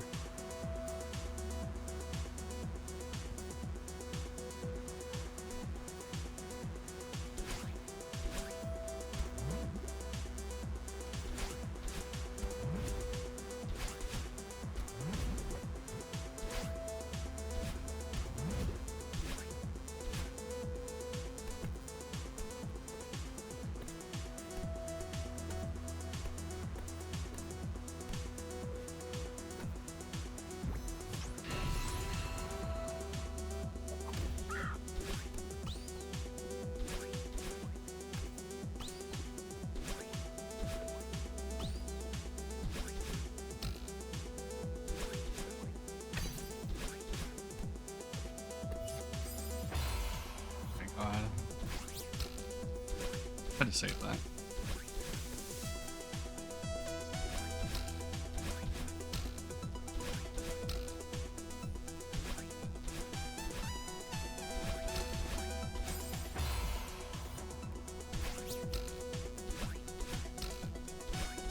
Much progress. That is much progress.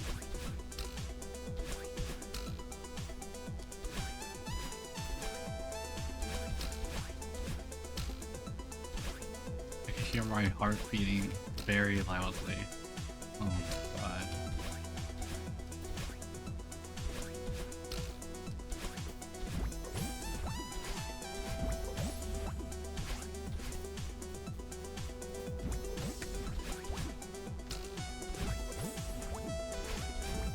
You said this is also a game where time passes very quickly? Yeah.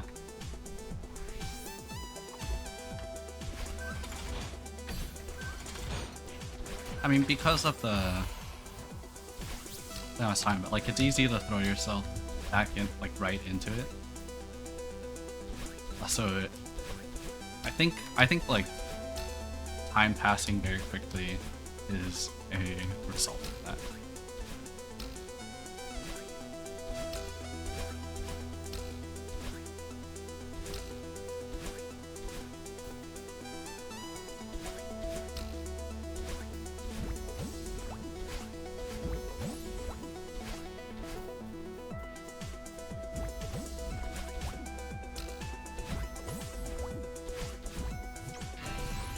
Hey Schnee, welcome.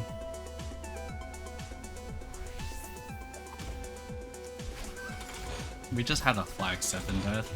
I think it was flag 7? It was one of those.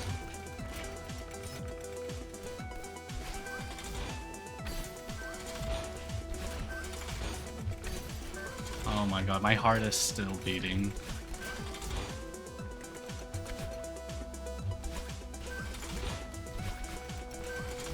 The more times I get far, the more I'll be used to it.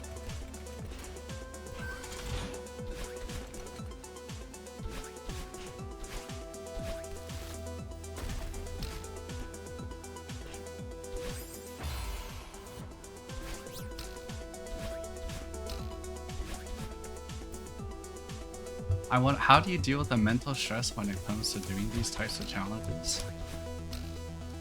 I don't know. I don't really think about the mental stress of it.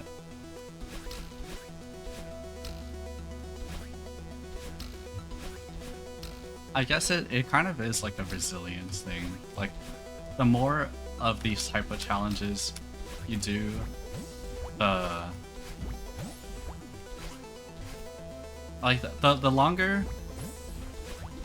longer you do it, the less stress you get, you know? Like, the more attempts you do, the better you'll be at dealing with it.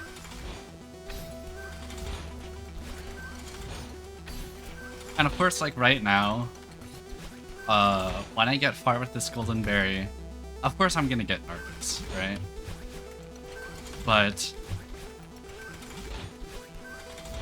like that is just natural. Like it is expected to happen. And the more you practice it, and the more attempts you do that make it that far, the less nervous you'll be when you get to that point, you know?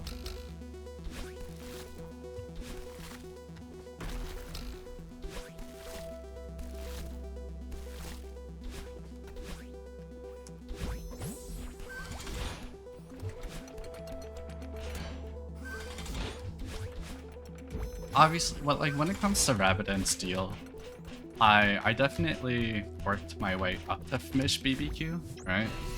Like starting with, you know, Floof Ball, Steelheart, Full Metal, and then Full Metal Steelheart. Just slowly piling on those challenges makes you more and more used to that type of challenge, and so you are less nervous when you get to like a far point of it. You bet my heart was beating very fast at the end of my finished BBQ Outskirts is clear though.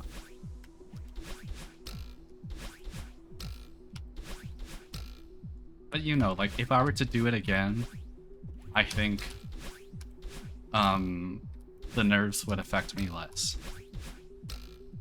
I mean, I died on Shira twice, right?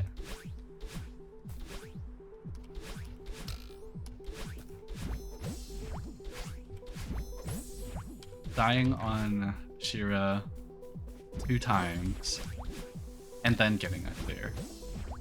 Even though Shira should objectively be an easy boss, the fact that it happens at the end of a long gauntlet makes it so much harder.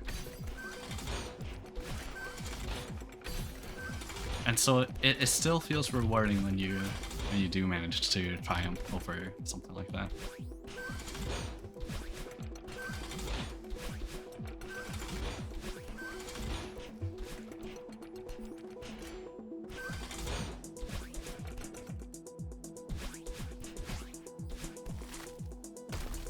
All is to say, I don't think it is a bad stress. Double Nash said, I wonder if that's something you can train, that counter stress response is something you can actively do. Maybe. I don't know. It's interesting. I haven't thought too much about it. Like I think it's interesting how, despite me having done harder Rabbit and Steel challenges, I definitely felt nervous when I got to that part in this Celeste Golden Strawberry challenge.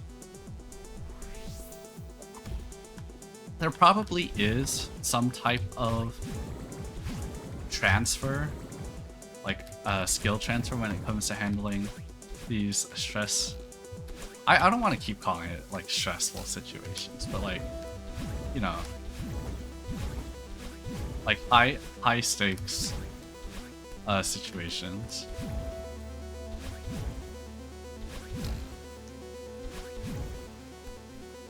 It is though, yeah. But it has, you know, calling it stressful makes it more like there's a negative undertone to that. It's, you know, getting very far in a run with this is very different from like a life-threatening situation, right?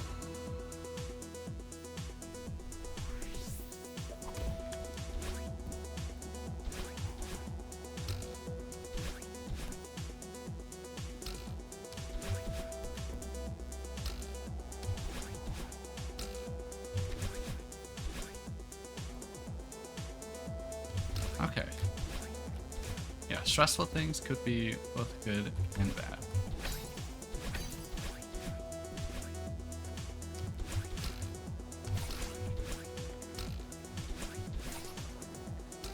A stress-free life would be very unfulfilling.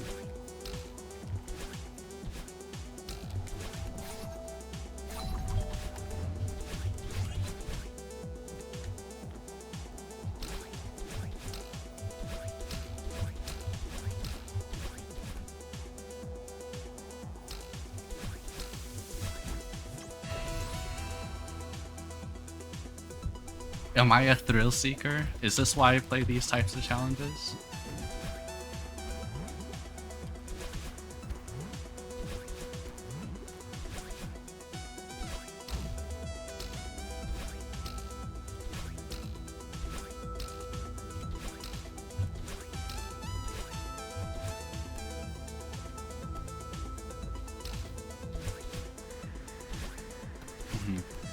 Thrill seeker.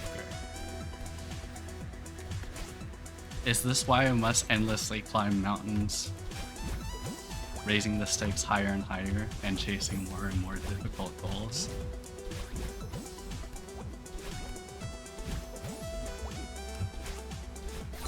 Like, there is a part of it that does feel fulfilling.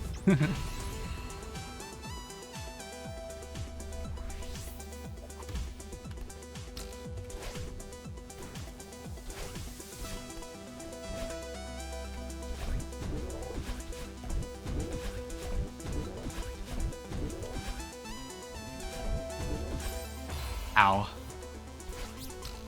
That was an unfortunate death. You could do with a bit less stress. Yeah.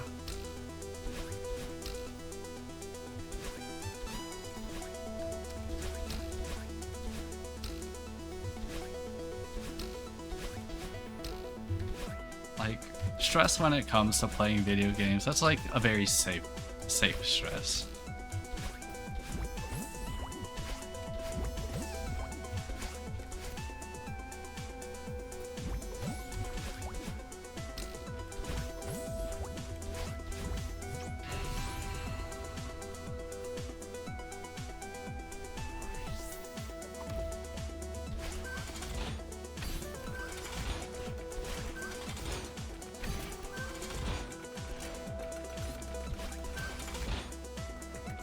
Wait, you put waiver, not wave.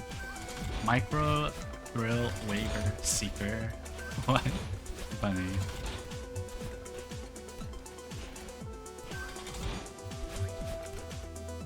Not thrill wave, it's thrill waiver.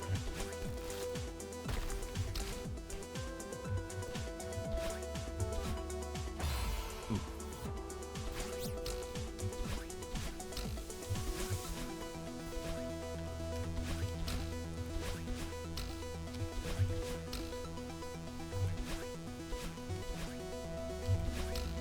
You're now assembling your third weight bench. Oh, on video game. Among Us was the game that gave me the biggest stress responses. Getting composure through more and more play was very cool. That's fun. Yeah. Just like it is a game where you have to bluff. You are encouraged to hide your stress, or not even hide your stress, but like overcome that, you know? Being calm and composed. Cool and composed. Your third weight bench. Wait, your third? What happened to the other two? I'm sorry if you've talked about this before. I am confused. Your number one rule is to not have to lie. Double Nash, are you the imposter? Yes.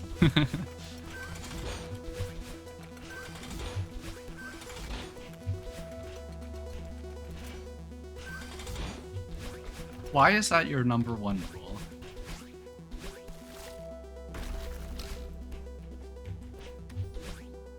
Is it because it is my skill is way higher than that? I'm just joking, of course.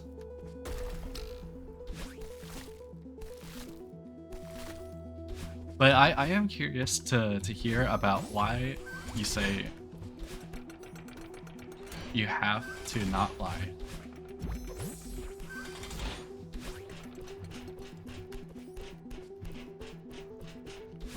Because isn't lying part of the game?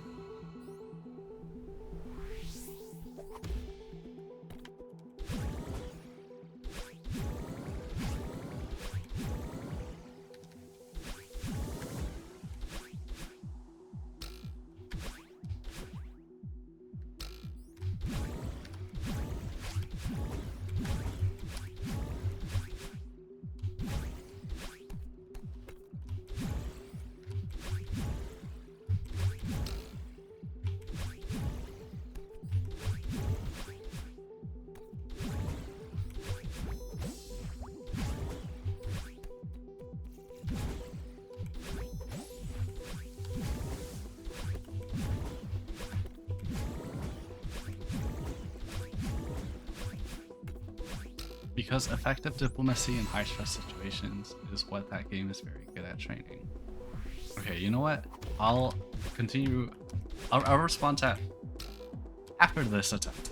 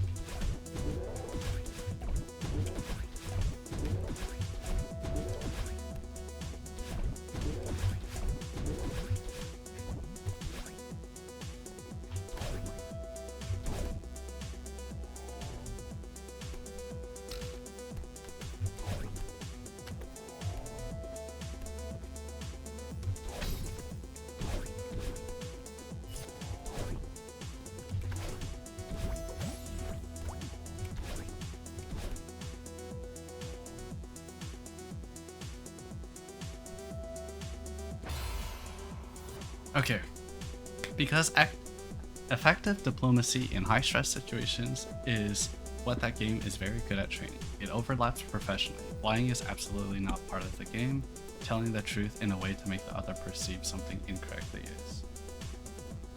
I don't know about that. I think there is a point to it, but I think lying is something that like it is a valid way to play the game. I see what you mean, that, you know, effective diplomacy is a good way to play the game. Like, I can understand if a group has established norms and decides to play Among Us through that fashion. However, I think it is fine to lie, and it's not necessarily breaking any social norms too in a game like Among Us, especially if it is pre-established within a group that lying is acceptable within the game. And re-weight benches, I have just bought and sold them over the years. I'm in the throes of the exercise period and hopes it goes well this time. Yeah, I hope it goes well too. You're saying ethically you won't. Okay, so if you're playing Among Us, and like, is this something that you would prefer that everyone within the group you are playing with cannot lie?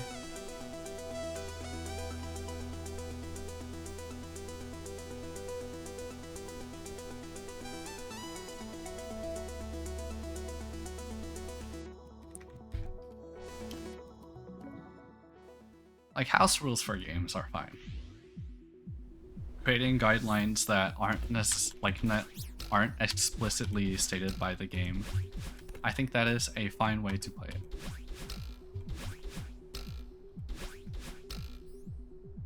Double Nash said, if they are my profession, yes, but regular folks, no, they can do whatever. Okay.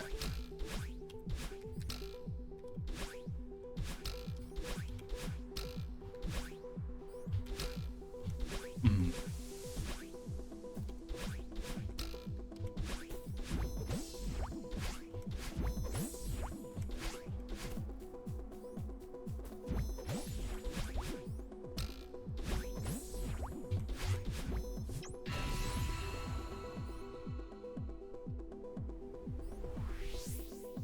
I don't exactly understand how this gameplay style would work though, because let's say you are in a group and you say like lying is forbidden, right? The first thing that I think of is a question whether someone is an imposter or not, right? What incentive do you have to not ask such a question?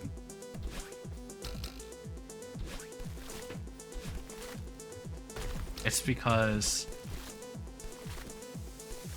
well, even as a crewmate, you wouldn't want to answer, I am not the imposter, because in a future, like, it sets a precedent, right? It's poor sportsmanship to do so.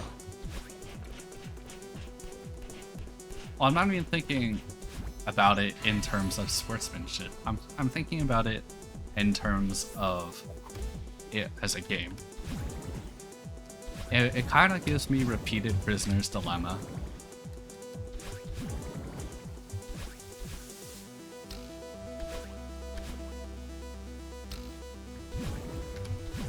Because asking such a question would put you in a pinch in the future, right?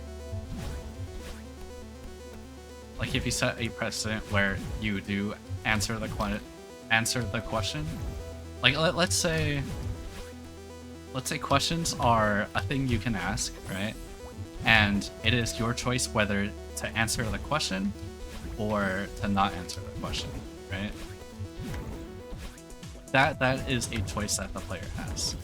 That way you can avoid lying if you don't want to. Can we put together an Among Us group? I think we can. I don't think that is something that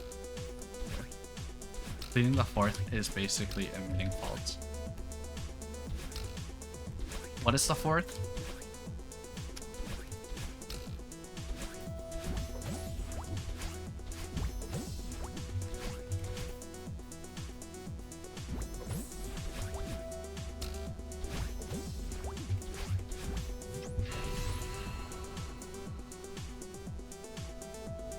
Not testifying against yourself. I mean, like I said, I don't think it is admitting fault, right? Because you have, oh, fifth. Okay. Yeah. Like I said, I don't think it is admitting fault because, let's say you are a crewmate in one game, right? Then you have incentive to say. Then you have incentive to say, yeah, I am a crewmate. I am not an imposter, right? However, that backfires against you if you are an imposter in the next game, right? Like, ideally you come up with a strategy that is, I'm trying to think, like, perceivably identical whether you are crewmate or not, so that when you are not crewmate, your teammates cannot tell the difference, right?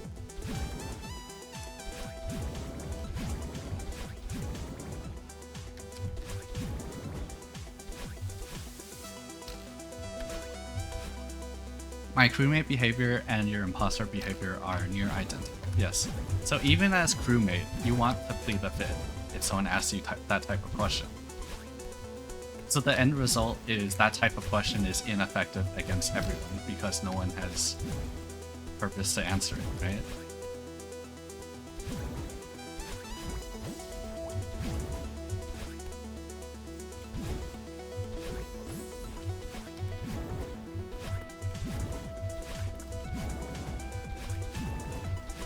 You would not want to set precedent for yourself or others who have answered it.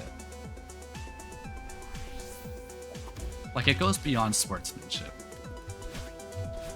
That there is a logical reason you would not want to answer it.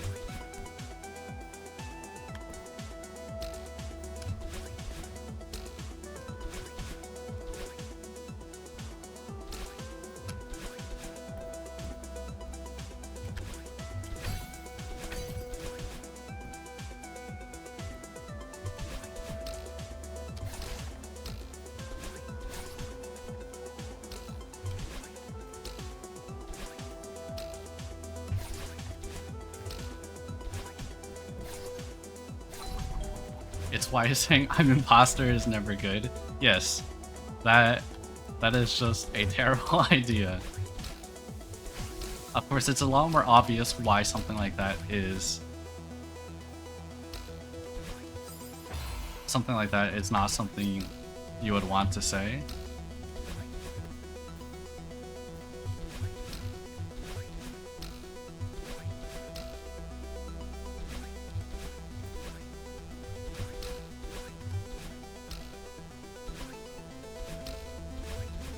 The thing is, never lying is just like... I feel like it's too easy to narrow down evidence for who the imposter is. Like, it would be... It is seemingly straightforward to find inconsistencies in one story and deduce who's the imposter.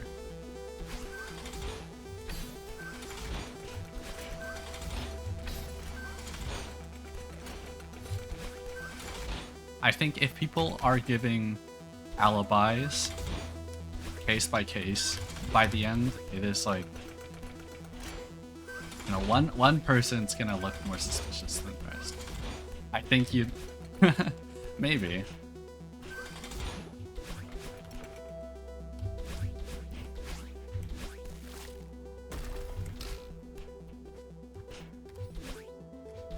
I just can't imagine how such a game would work.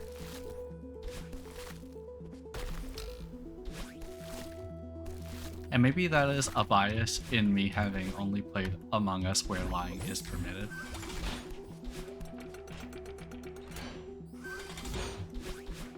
I don't know. I do want to make it clear that I do not have any intentions to play Among Us anytime soon.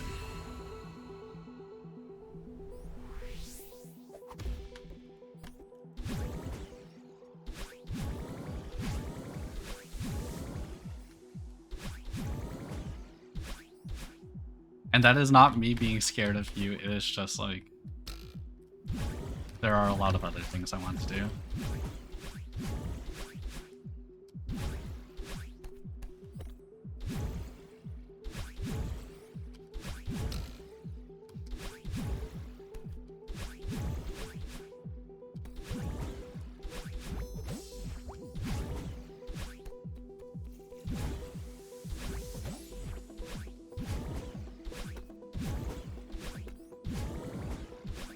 A question like, are you imposter? Even though such a question is like very direct, I feel like equivalent questions will eventually be asked and they will not like fall underneath the same what's the word? Like logical fallout, you know? Because it's going to be a lot more obscure. It's hard to have to repeat like very specific situations.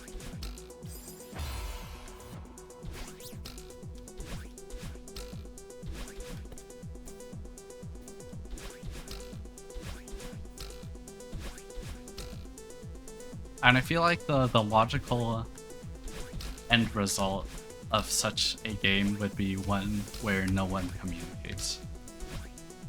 And every agent just acts entirely independent.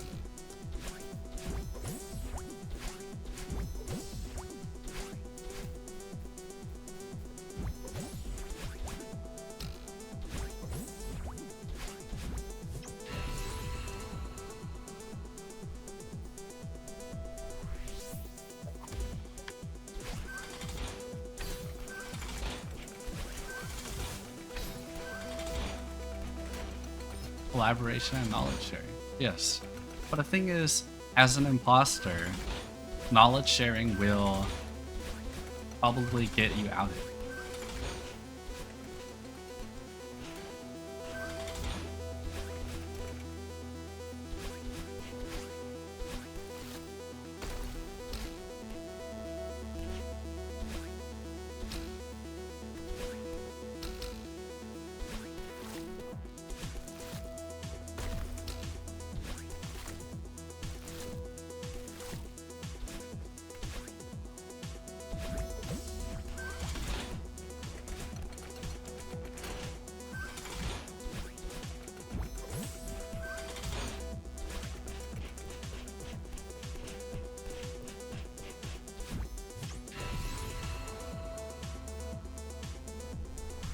To me, you are saying espionage inevitably leads to spies being found out. Let me think about that.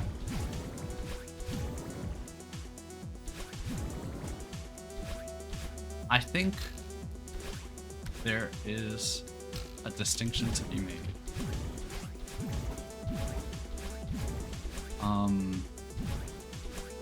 However, let me focus on Celeste gameplay for now.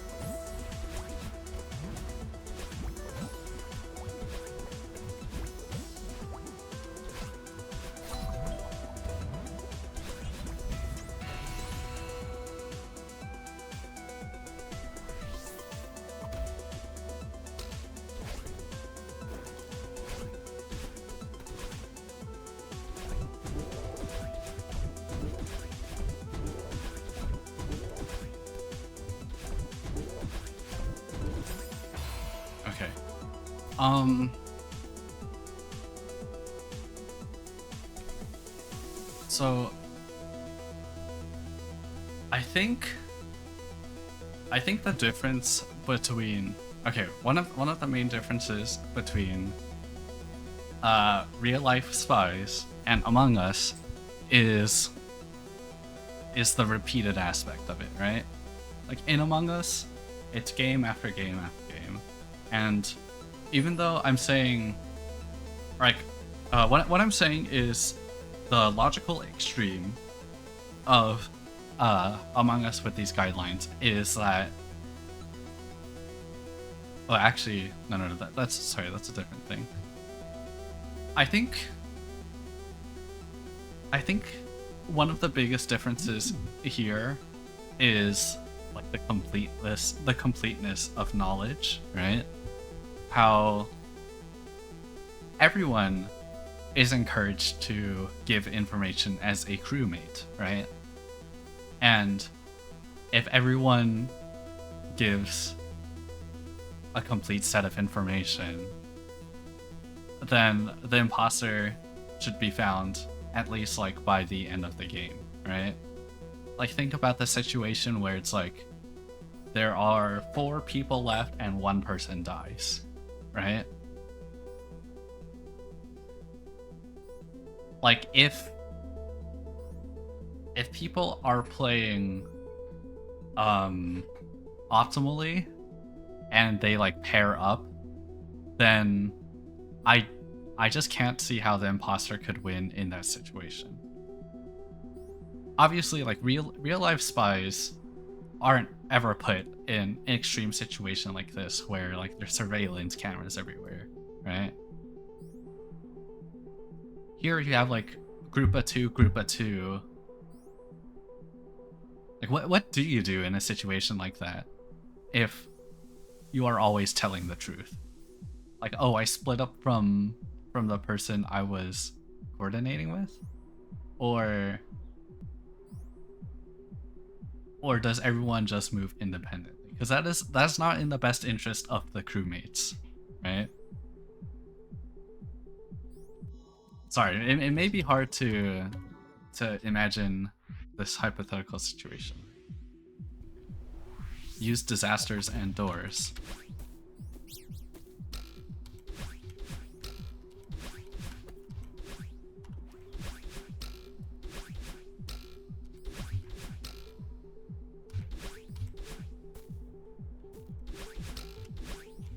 That is how you would do it in regular Among Us.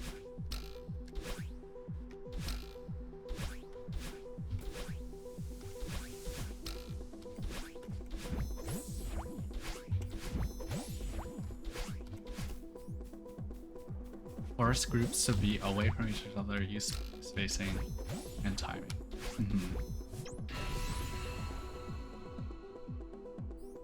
Right.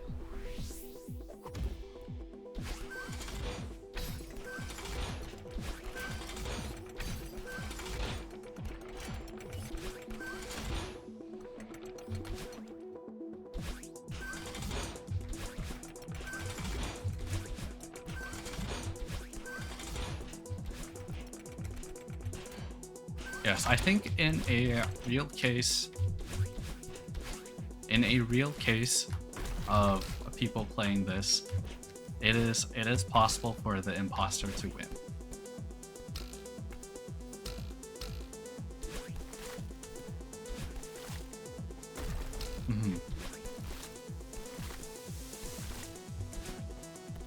Present a situation where the logical conclusion is someone else's the killer. Right.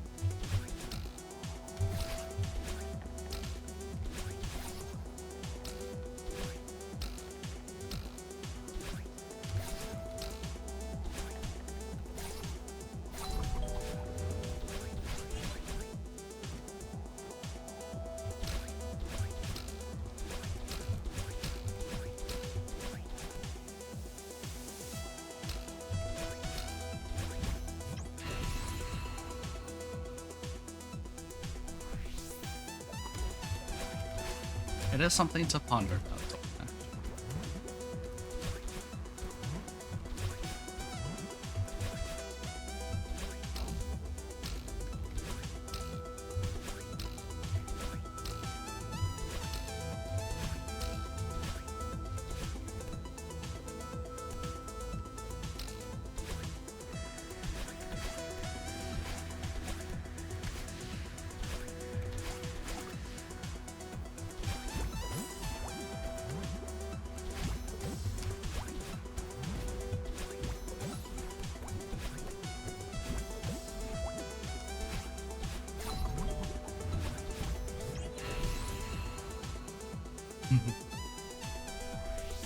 Yes, you can show me.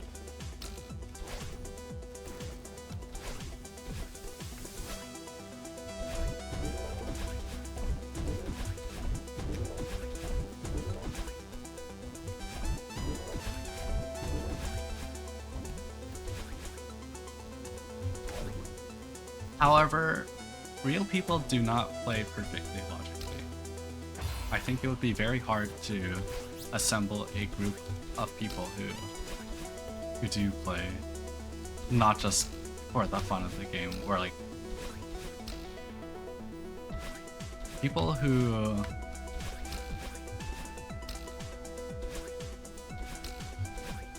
are more dedicated to winning.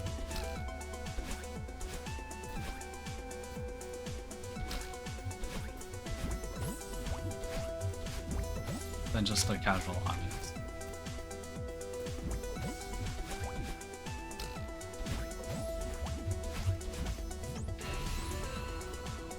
I think Among Us could be a fun game to play though.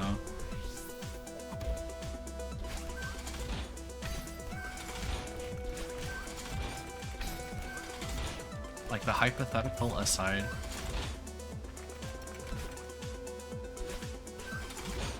Among Us could be a fun stream game.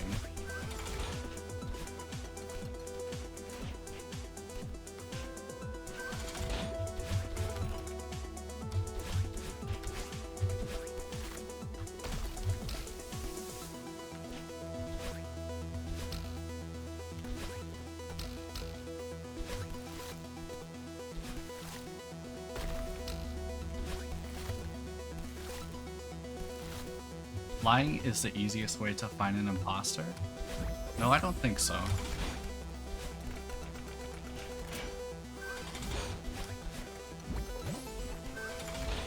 I wouldn't call it a panacea either. Like, lying is not something that will get an imposter out of every situation. They do still have to play well so that their lies work out, you know? And it is possible to produce lies that do not contradict with crewmate stories.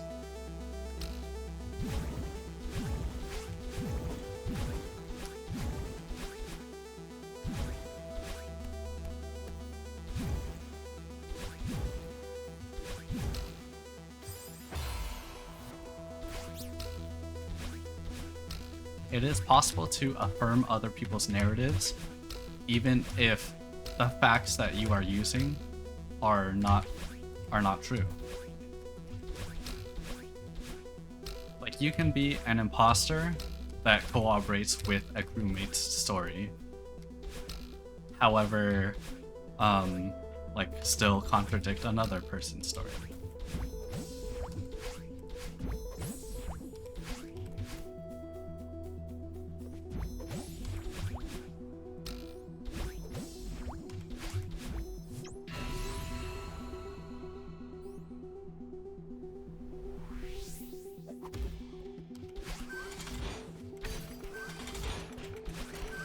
The thing with lying is it doesn't encourage, or not that it doesn't encourage, but it allows people to not play perfectly.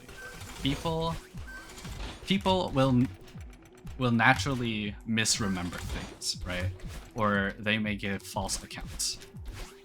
Lying is a way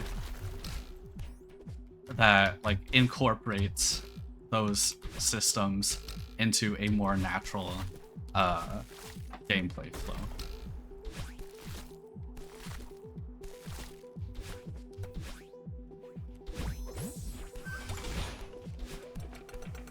Like, what does one do?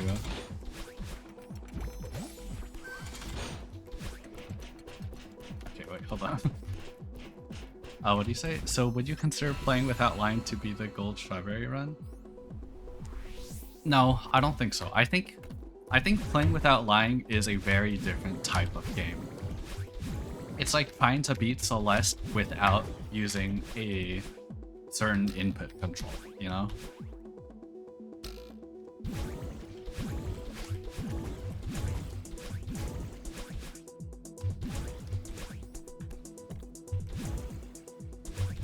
Like Among Us has it gives you the ability to build chat messages, right? And those chat messages aren't like verified to be true. No. It is very easy to convey false information in Among Us. So I think it is something that is not, that the game doesn't like prohibit.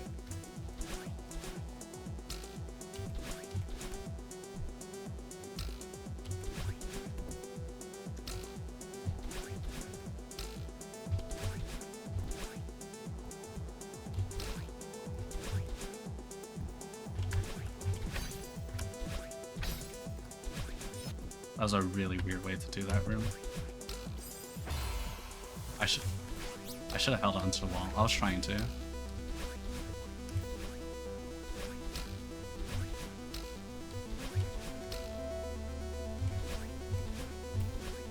Like I'm saying, okay, in a game where you set this norm where you are not allowed to lie, what do you do when somebody accidentally gives a false account?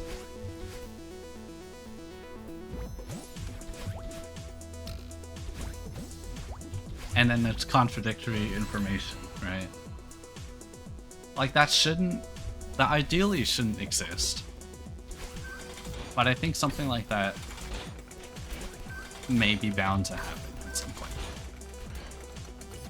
That's just real life. Wait, no, I am just saying like eyewitness testimony.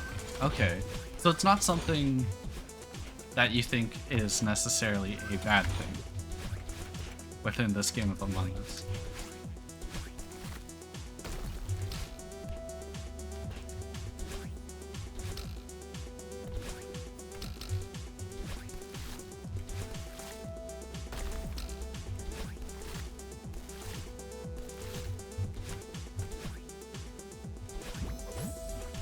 And when you do play with these guidelines of yours, then you say like, okay, this person is giving a testimony, even if it's false, like we aren't necessarily gonna suspect them of being an imposter.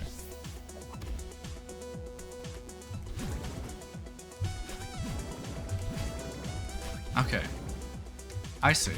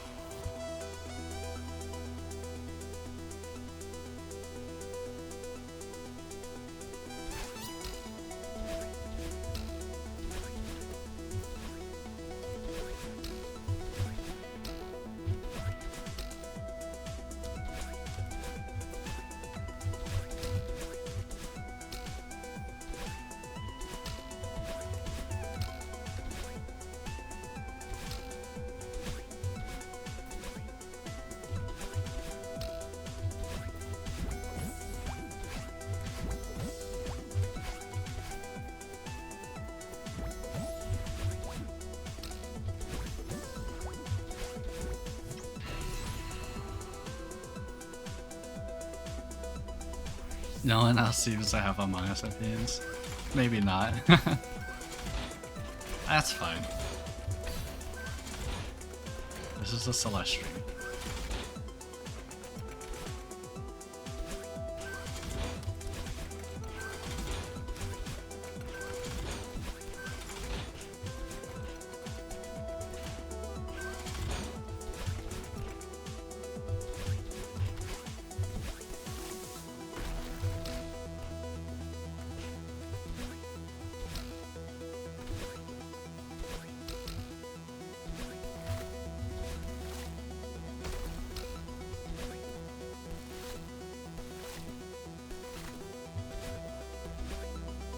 Schnee is just listening.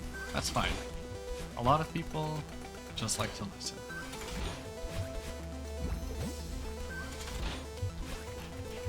You do not need to be an active participant to watch the stream.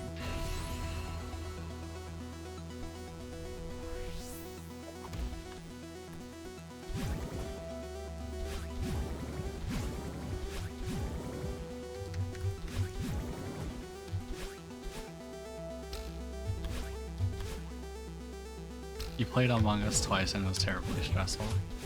Ah, I understand. I don't think it's a game for everyone.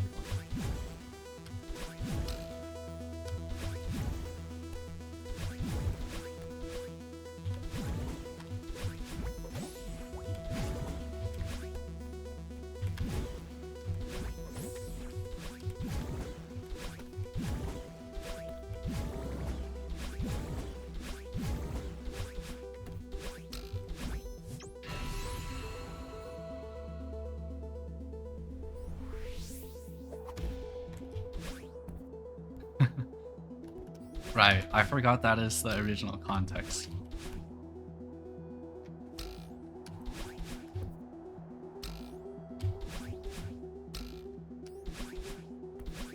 Deceive Inc. Is that a similar type of social deduction game?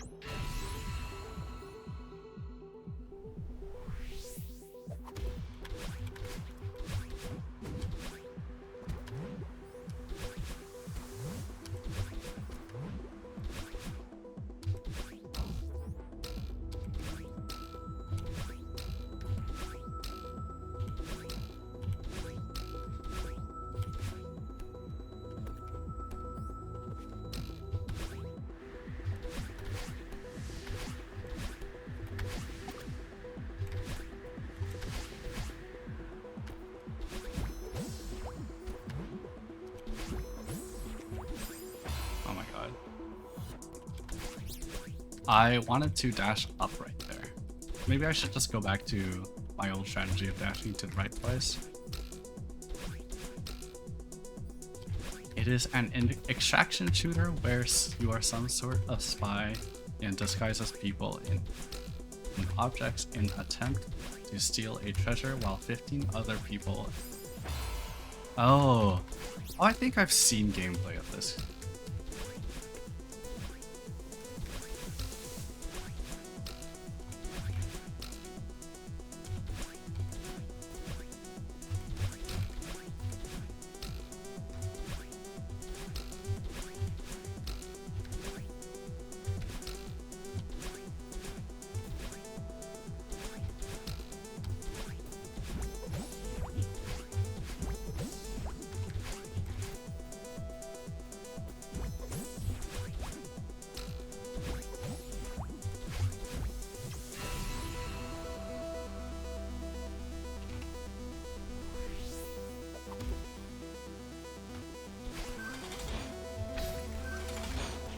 Okay, it's been a while since I've gone to the summit.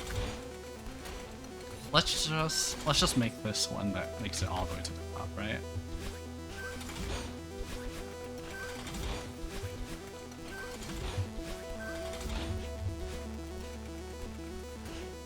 It's very fun if you have a group of similar skilled people playing it. It evolved into Alpha Predators and Prey. Interesting.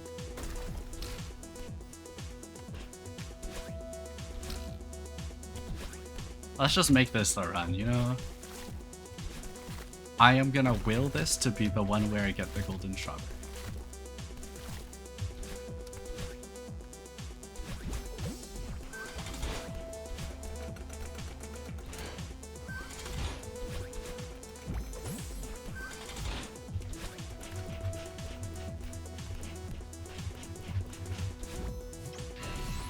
Might as well.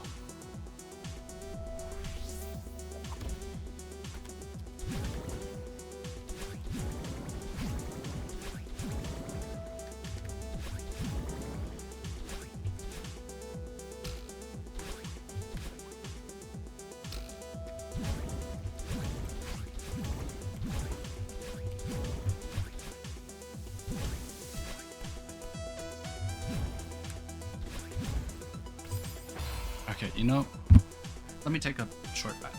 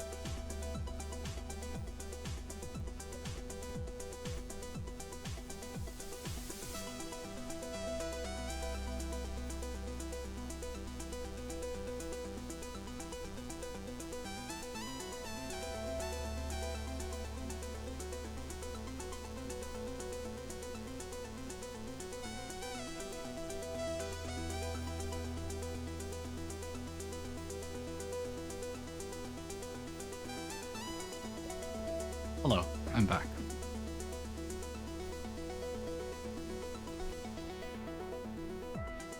So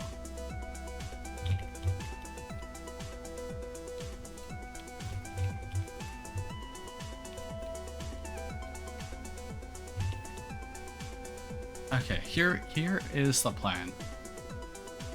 As much as I would like to make it to the end here, I would like to say that my goal today wasn't necessarily to get the golden strawberry, but at least like get back into the habit of practicing it, right? Like it's been a week, and I want to be able to more consistently do this so that when it comes to getting the other golden strawberries, you know, don't take long breaks and kind of just able to like keep my momentum.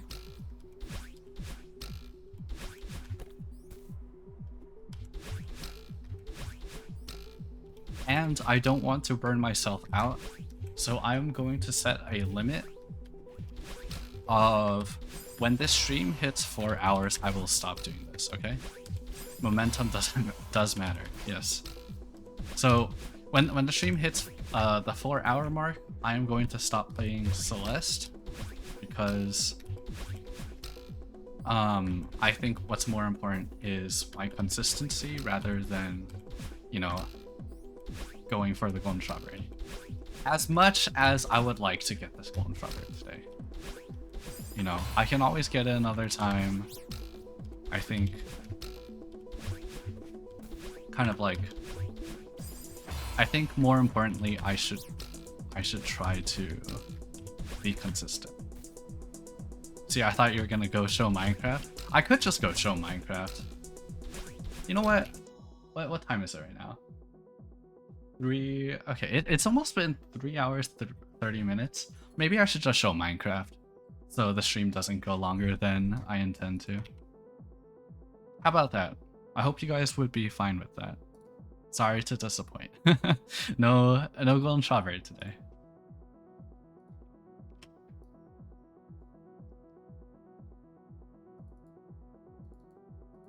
I was very close.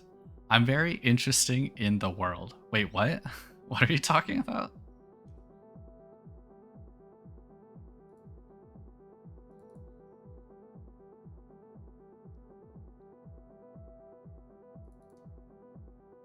I'm sorry, what?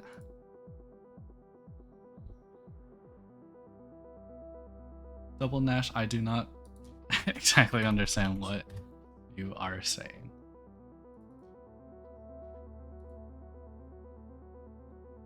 Oh, you're very interested in the world. Okay.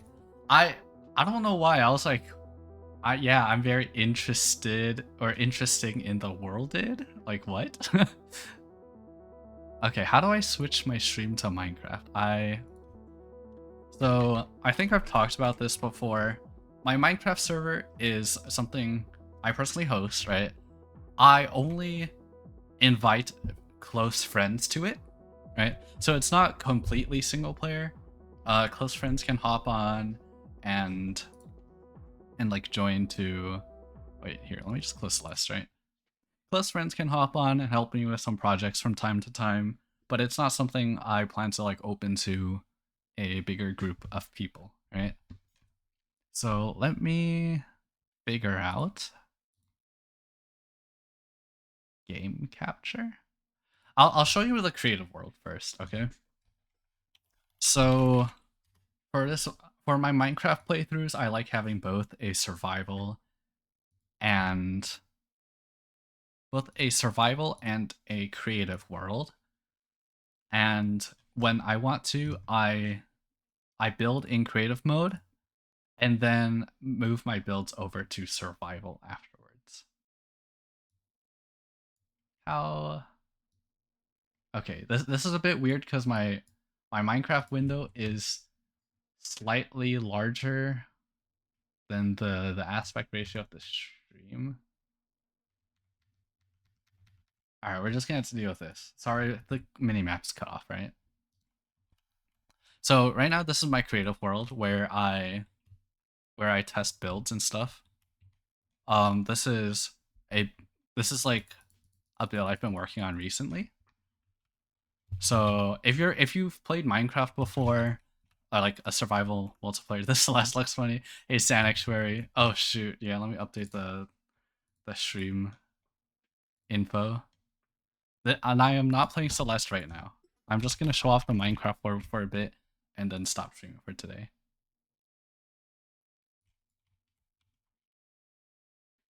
Minecraft.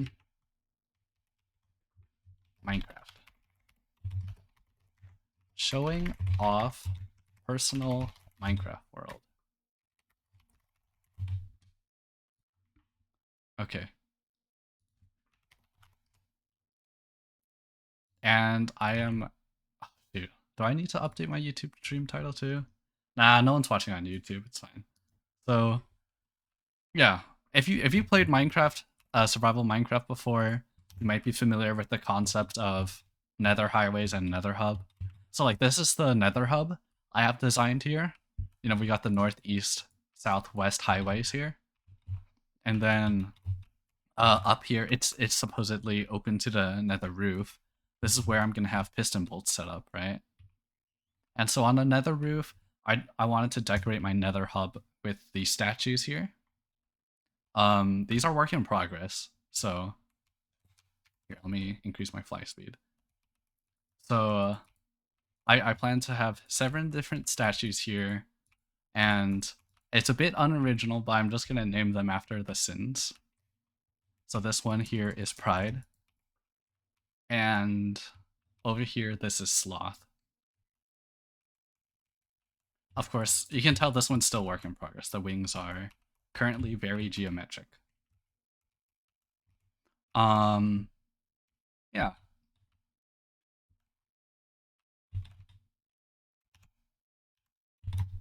if I mean that's basically all I have for the creative world.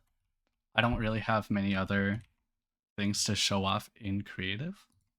Let me get my survival world up. That is not survival. Hey Jade, how's it going?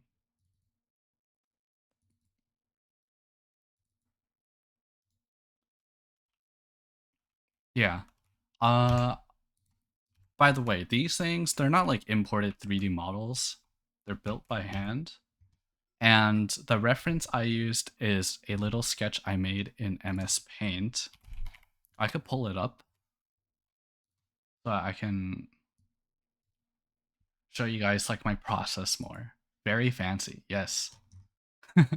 MS Paint works really well. You know, I just grabbed the very low resolution pencil tool and then I just like draft a drawing. And honestly, like it being lower quality kind of helps because I have less to worry about. Like it looks more blocky, you know? It gives me more of that Minecraft feeling. So I'm more like I feel like I have more incentive to try to make the pose uh more unique and readable. Oh, I could just import image. Hold up.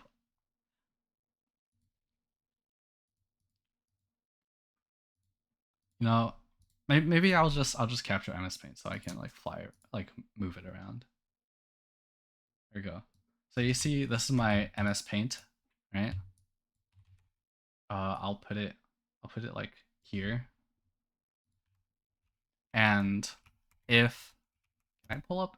Can I make this a side by side comparison? Maybe if I like take MS Paint and I do this, like here. Oh, sorry, I did not practice presenting this beforehand.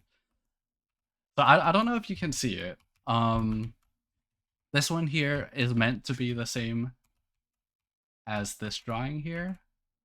Oh wait, it's more supposed to be like from this angle, but yeah, we have that.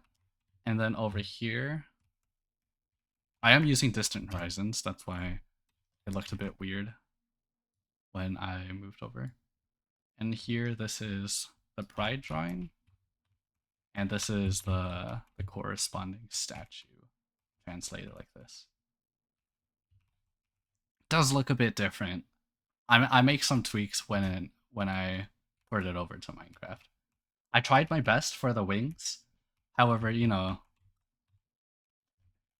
I like look at this mess. That's just like a scribbled blob, you know. So when I move it over to Minecraft, it's something that I put a lot more intention into. Yeah. And of course, she's gonna have the biggest wings. Over here, Sloth does have some pretty large wings as well. I want to work from the biggest to the smallest statue, so I have better to do incarnate.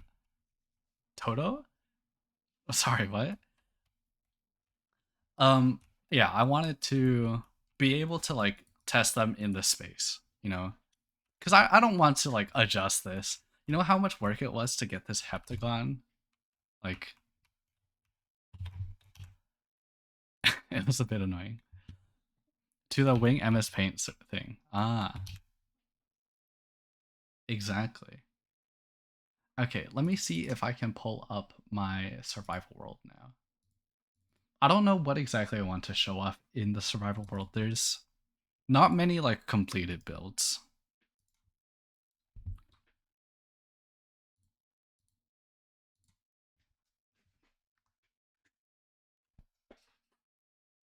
And this is the newest version of Minecraft 1.21.11. Oh shoot, I'm at the ice farm right now. So I mean, yeah, right now I'm at the ice farm. I'm using a mod called Tweakaroo, lets me free cam like this. So this is the ice farm. Of course, this is not a design I came up with, right? specific credits, I will go over more some other time. I do have a document with like all the links to the what I referenced for this stuff. This is an ice farm that's meant to. I mean, right now it's broken. I was in the middle of fixing it. Um, it allows you to mine ice at the fastest speed possible, like constantly mining ice. You just hold down, and we have a small XP farm. It's supposed to be an XP farm that constantly repairs your pickaxe, so you never run out of durability. Oh god, I have the Lytra roll mod. I was using it for creative, and I forgot to disable it. Scoreboard, objectives, set display, sidebar, egg hunt. There you go. Ew, I know, right? It feels so weird. So here, I mean, the reason I want so much ice is because it's for the Nether Hub, right? Or the Nether Highways. Want to eventually be able to like line the entire thing with blue ice, and blue ice is very expensive. Oh shoot, this is so disorienting. Okay, why don't I fly down over here? I don't remember what's over here. This is the sand duper. I think this is a stronghold with a sand duper.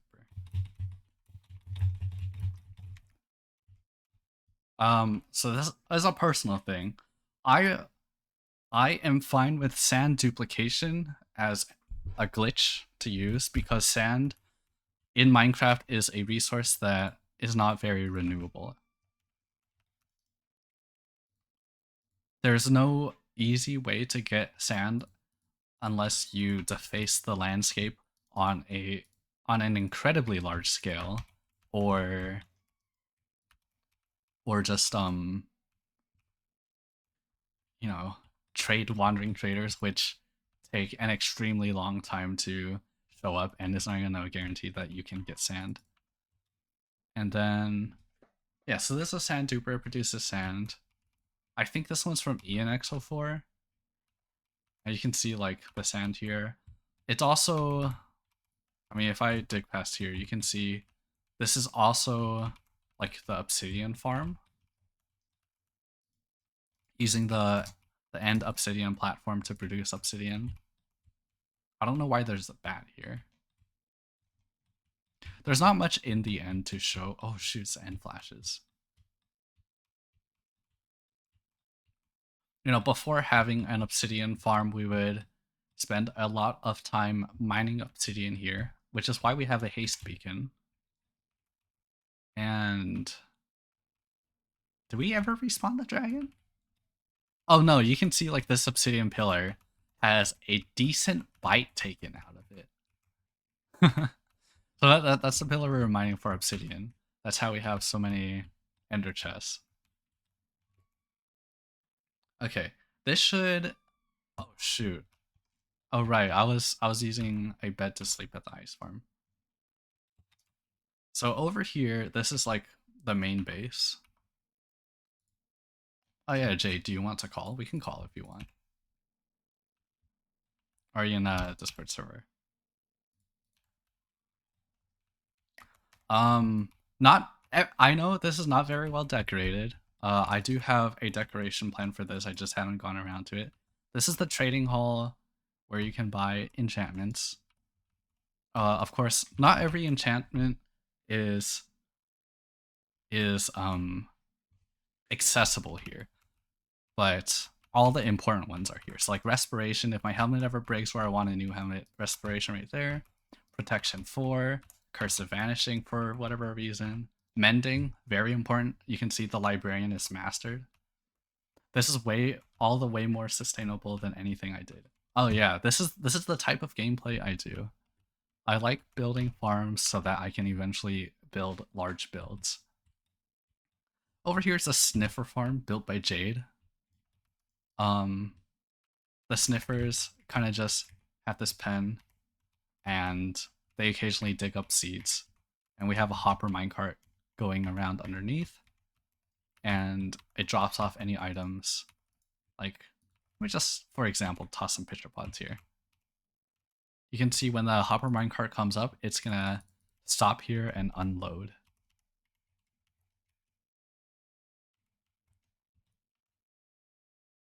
Never even seen this stuff. The sniffer is a newer addition to Minecraft. Okay. So it picks it up, then it's unloading it here, right? You can see the power rail turned off. That's because there's some redstone in this box. Um, basic wheat farm and pumpkin farm. Just because pumpkins are used for a lot of different things in the game. Same with the wheat, just to breed the animals very early on. Uh, yeah. I'm sure all these people had good houses. Are you talking about the villagers? The villagers may never have had houses because they come straight from the villager breeder, which is this little system here. I know it looks really bad that these guys kind of just live in a little dirt square and all their children kind of get sent into here, which lets me restock the villager trading hall. But that's besides the point. It had to be made of dirt because it was made really early on, and we didn't have any other resources. We got a nice sugarcane farm. Look at that. That's so satisfying. Whenever you want sugarcane, you can come in here and just just break it all like that. Of course, it's been a while since I've actually had to do that because one harvest of this is enough to like last forever. That does look nice, yeah. You can see the layout here. This is the optimal like space efficient sugarcane layout. This little like checkerboard of water. It's not checkerboard, it's like this diagonal thing. What is that lean you had when you flew? Oh, I have a mod on right now. You want me to turn it off? Let me turn it off. It's kind of bugging me. Give me a second. Oh my god. I was just experimenting. No. Ah, shoot. I don't even remember what it's called. It's called Cool Elytra. Microlean. Hey, Game Freak. Welcome.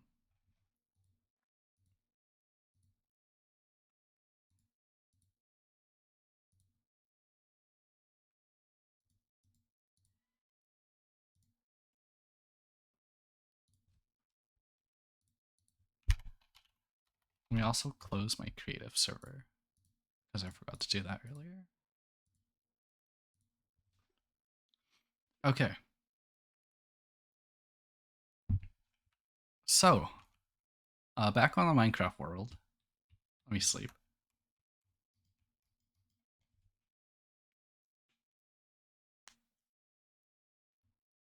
So here, this is the storage system. And in the storage system, we have all these double chests, and the double chests have resources in them.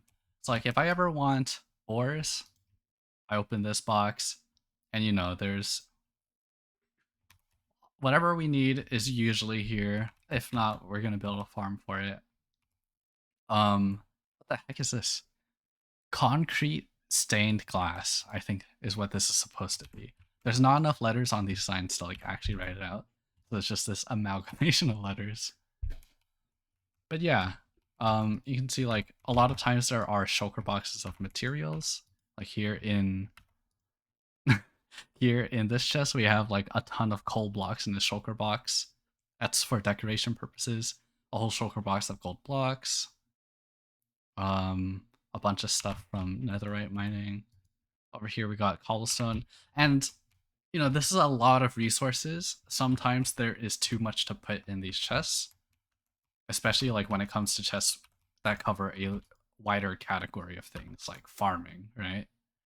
So that's why we have these chests down below, which is like, if I have extra materials, I can just put the shulker boxes down here. So extra gold, we have 4 more shulker boxes of gold here. some iron blocks, some pork chops, a bunch of wood, moss blocks. All of these are just down here. Should have some cobblestone here. Yeah, stone, dirt. That's the idea.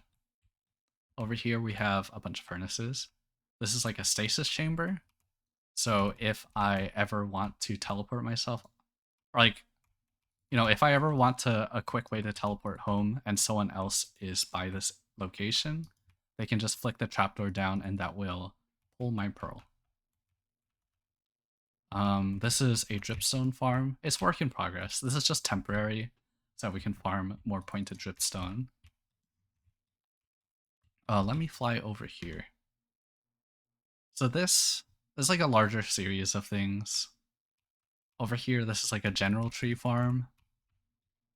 I don't really want to operate it because like these things are they take a little bit of time to set up. Over here, this is slime farm.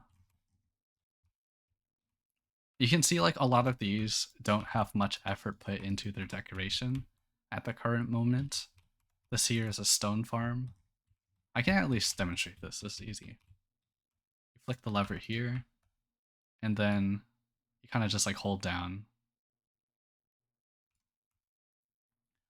And all the stone from this goes back here.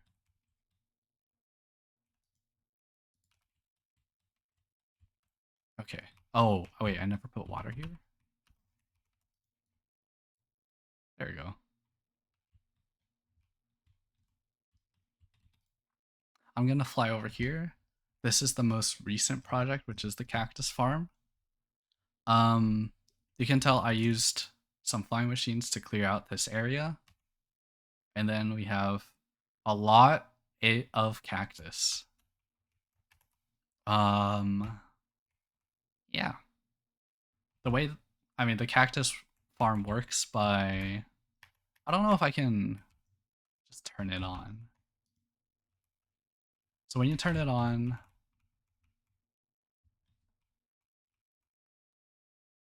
of course I didn't design this. It's a very beautiful design. Oh. Is it not on the right cycle right now? Well, dang. I would like to show it in action, but it might be a bit more involved to do that. I did not mean to click that.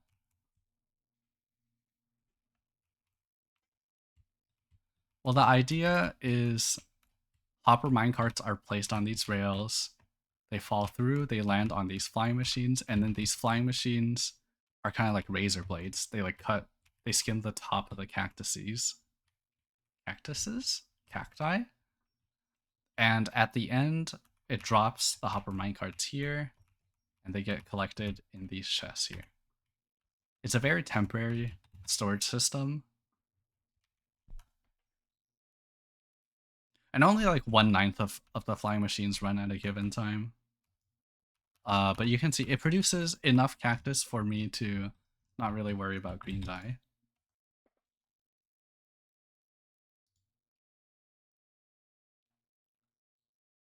I could just fly over to this. This is the shulker farm. Okay, see, the thing is, like, this kind of just devolves into me showcasing a bunch of farms. And it's not that interesting because they aren't really personalized yet. It's been a while since I've been here.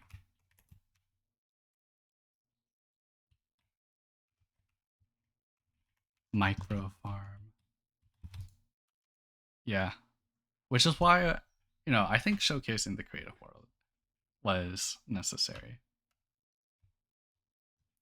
The way this farm works is a player stands in the middle here. The shulkers see it. They shoot towards the player, but the bullets are kind of like repelled by the fire. You need to decorate the farms. Yes, Jade, that would be lovely. um, Yeah, and the way that shulkers work is like when shulkers are hit by bullets, they have a chance of duplicating. And the duplicated shulkers go up, up, up, and then this is kind of like a silo. And like they do not like being in this cramped space, so they teleport to these rows here. And shulkers in these rows are the ones that get hit by the bullets and reproduce. So this is kind of like a very um what's the word? It's like a propelling system. Like the more shulkers there are, the faster it works. And you can see it works pretty well.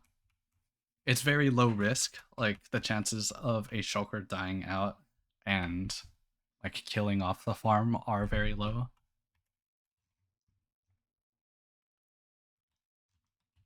Oh wait, this is not how you exit the farm. And all the drops go down these hoppers and into these chests. Okay, let me get out of here. I'm trying to think if there's anything to really show off in this world other than farms. Of course, seeing large farms is impressive, but like at some point it's like yeah, and there's more farms, right? This right here, this is where the nether hub is going to be. I was planning to just manually break this all by hand, but it takes a lot of time to do that. So I don't know. Over there you can see that's the gold farm, that's the magma cube farm. Over here is the iron farm. Maybe I could show off the iron farm because the iron farm is one of the larger ones.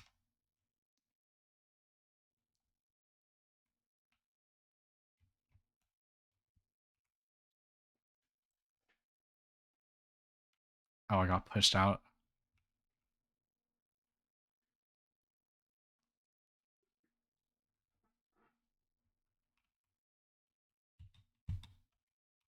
Iron farm works like this.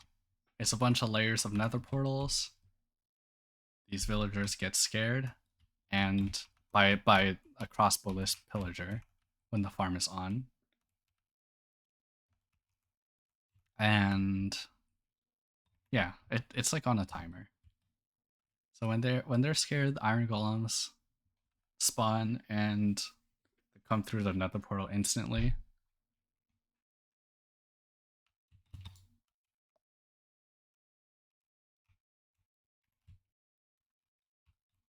And yeah, you can see this is kind of like where they all funnel to. I'll just wait for the next wave of iron golems to come through. There you go. They look like a bunch of ram sticks. It it kind of is. They're iron sticks, and they fuel the world of its like iron supplies. You can see the items get funneled down this really cool thing, like, and then they get sent across here, where I kind of just have a bunch of autocrafters funnel into this. So we have a ton of iron boxes here. Yeah. You are harvesting their fear? No, I'm not harvesting their fear. Can you do that IRL? I wish something like that works IRL, but I think it would be very unethical to use villagers in such ways.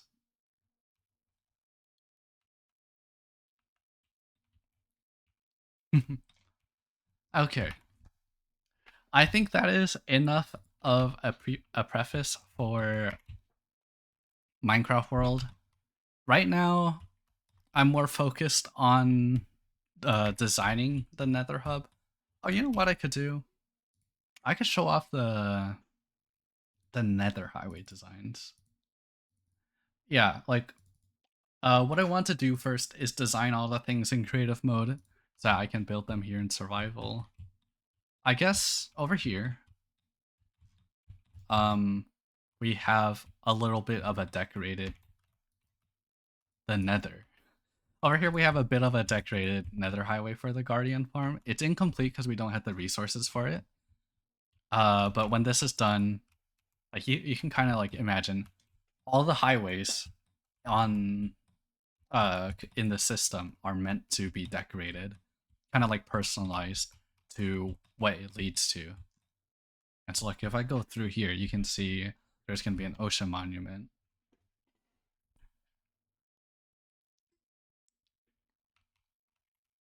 Um, Once again, a not decorated farm. The Guardian farm, yeah. This is a design by C5. So Guardians, they rise up into the jelly pyramid and then they all get sent here. And then at the very top, this is something that you could just manually operate.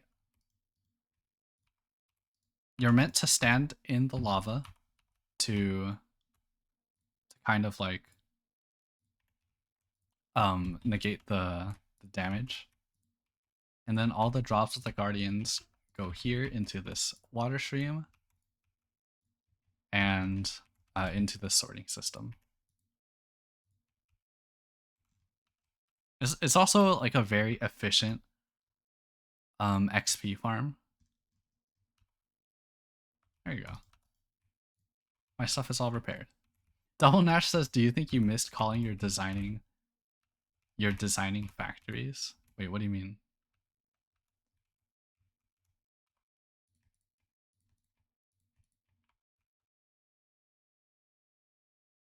I mean, I'm not designing stuff here. Oh, are you talking about in real life?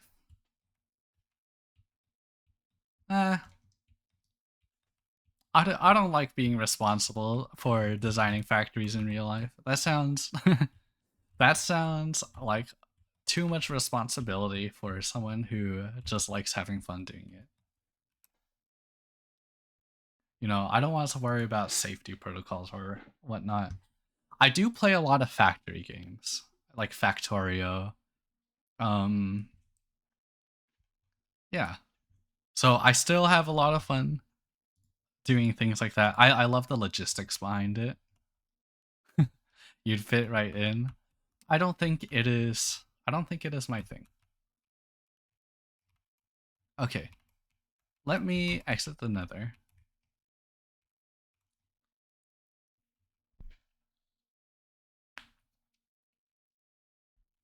Keep in mind, all the farms I'm designing, the end goal is to... Oh shoot, where am I? The end goal is so that I can build big statues, you know? You know, the factories are kind of just like a means to it all.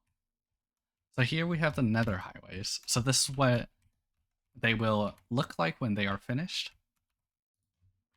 You know, the way they work is you place a boat on the ice and you go really fast. Like that. So here we have 4 different ones for the different cardinal directions, north, east, south, west. And then we have the different highways for dedicated farms. So this is the Guardian farm one, right? You can see it's a lot more thematic than what I presented earlier. There's the orange concrete, you know, a banner that yoinked the design of off online. There's also resin bricks, so resin farm is in the works. Yes, very thematic. And you can see it's not just this. This is the iron farm, kind of like designed off of an iron golem. There's iron ore in the walls here, like up the leaves. I could, here, you know what? I should probably turn off gamma override so you can see what it would look like in the game. Like, yeah, there's a lighting here. And here we only use candles. So this one is a bit more moody, but I think it's fine.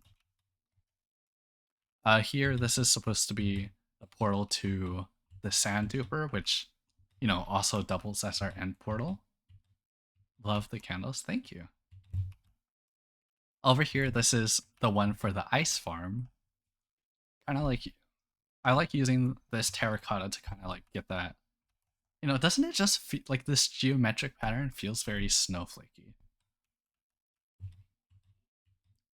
And of course, using carved pumpkins here, kind of like for snow golems. Over here, this is for the wither skeleton farm, which I did not show off, right? But it's kind of supposed to be like a nether fortress. And, you know, we have these ribs made of mushroom stems. These are mushroom stems, by the way, to kind of just, uh, you know, give more skeleton. And the roof is also like this pattern, almost like a spine that goes all the way across. Don't worry about like the assortment of wither skeleton skulls here. That's not expensive by any means. Over here, this is supposed to be towards the shulker farm. You can see it's themed off of an end city. And this is right underneath the nether roof, so we can't actually open this up. But I use black stone slabs to kind of just like simulate the void. And yeah. Another thing that is important to keep in mind is that these highways, you're not meant to be able to get off of the ice. So even if I try really hard, I don't ever leave the ice. Like even if I'm driving right into the wall, you can see that the boat is constrained to like this entire 3 block row. And that's true for all of the highways, right? This one's more subtle, using the snow layers and this carpet to do so. Over here we have a bunch of carpet. Here we have more carpet. And then this one's more straightforward, it's just slabs and stairs. And the last one, this one's for the general mob farm.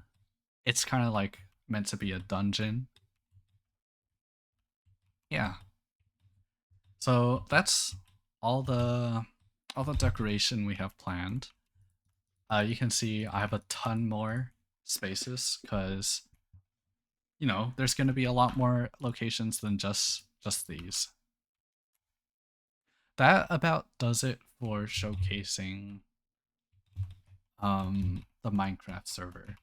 I don't really have anything else to show off, so I might just end the stream here. Does anyone have any other questions?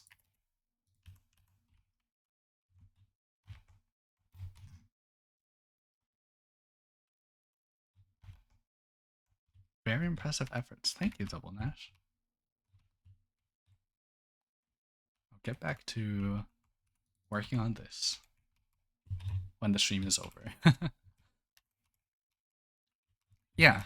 So be sure to expect, like, in downtime when I don't feel like doing Golden Strawberry, I might just stream myself working on my Minecraft projects. All right. Well, thank you to everyone who super awesome. Yes, Jade. Yeah, shout out to Jade. Jade helped with a lot of the decoration things. Okay. Yeah, thank you to everyone who stopped by the stream today. I know not much Celeste progress, but we are going to get back into it and eventually make it all the way through to Farewell's Golden. Yep. Now, wait, Double Nash, are you not streaming today?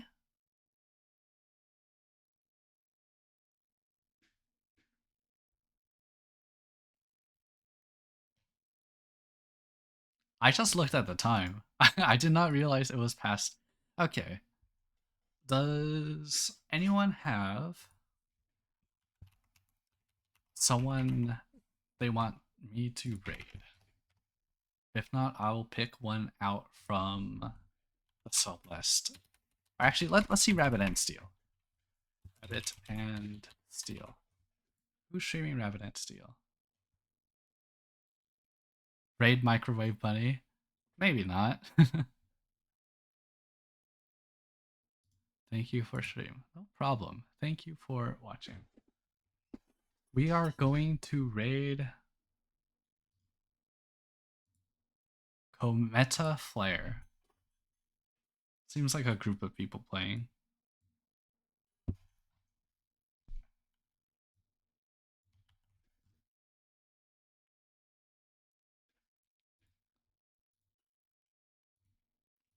Alright.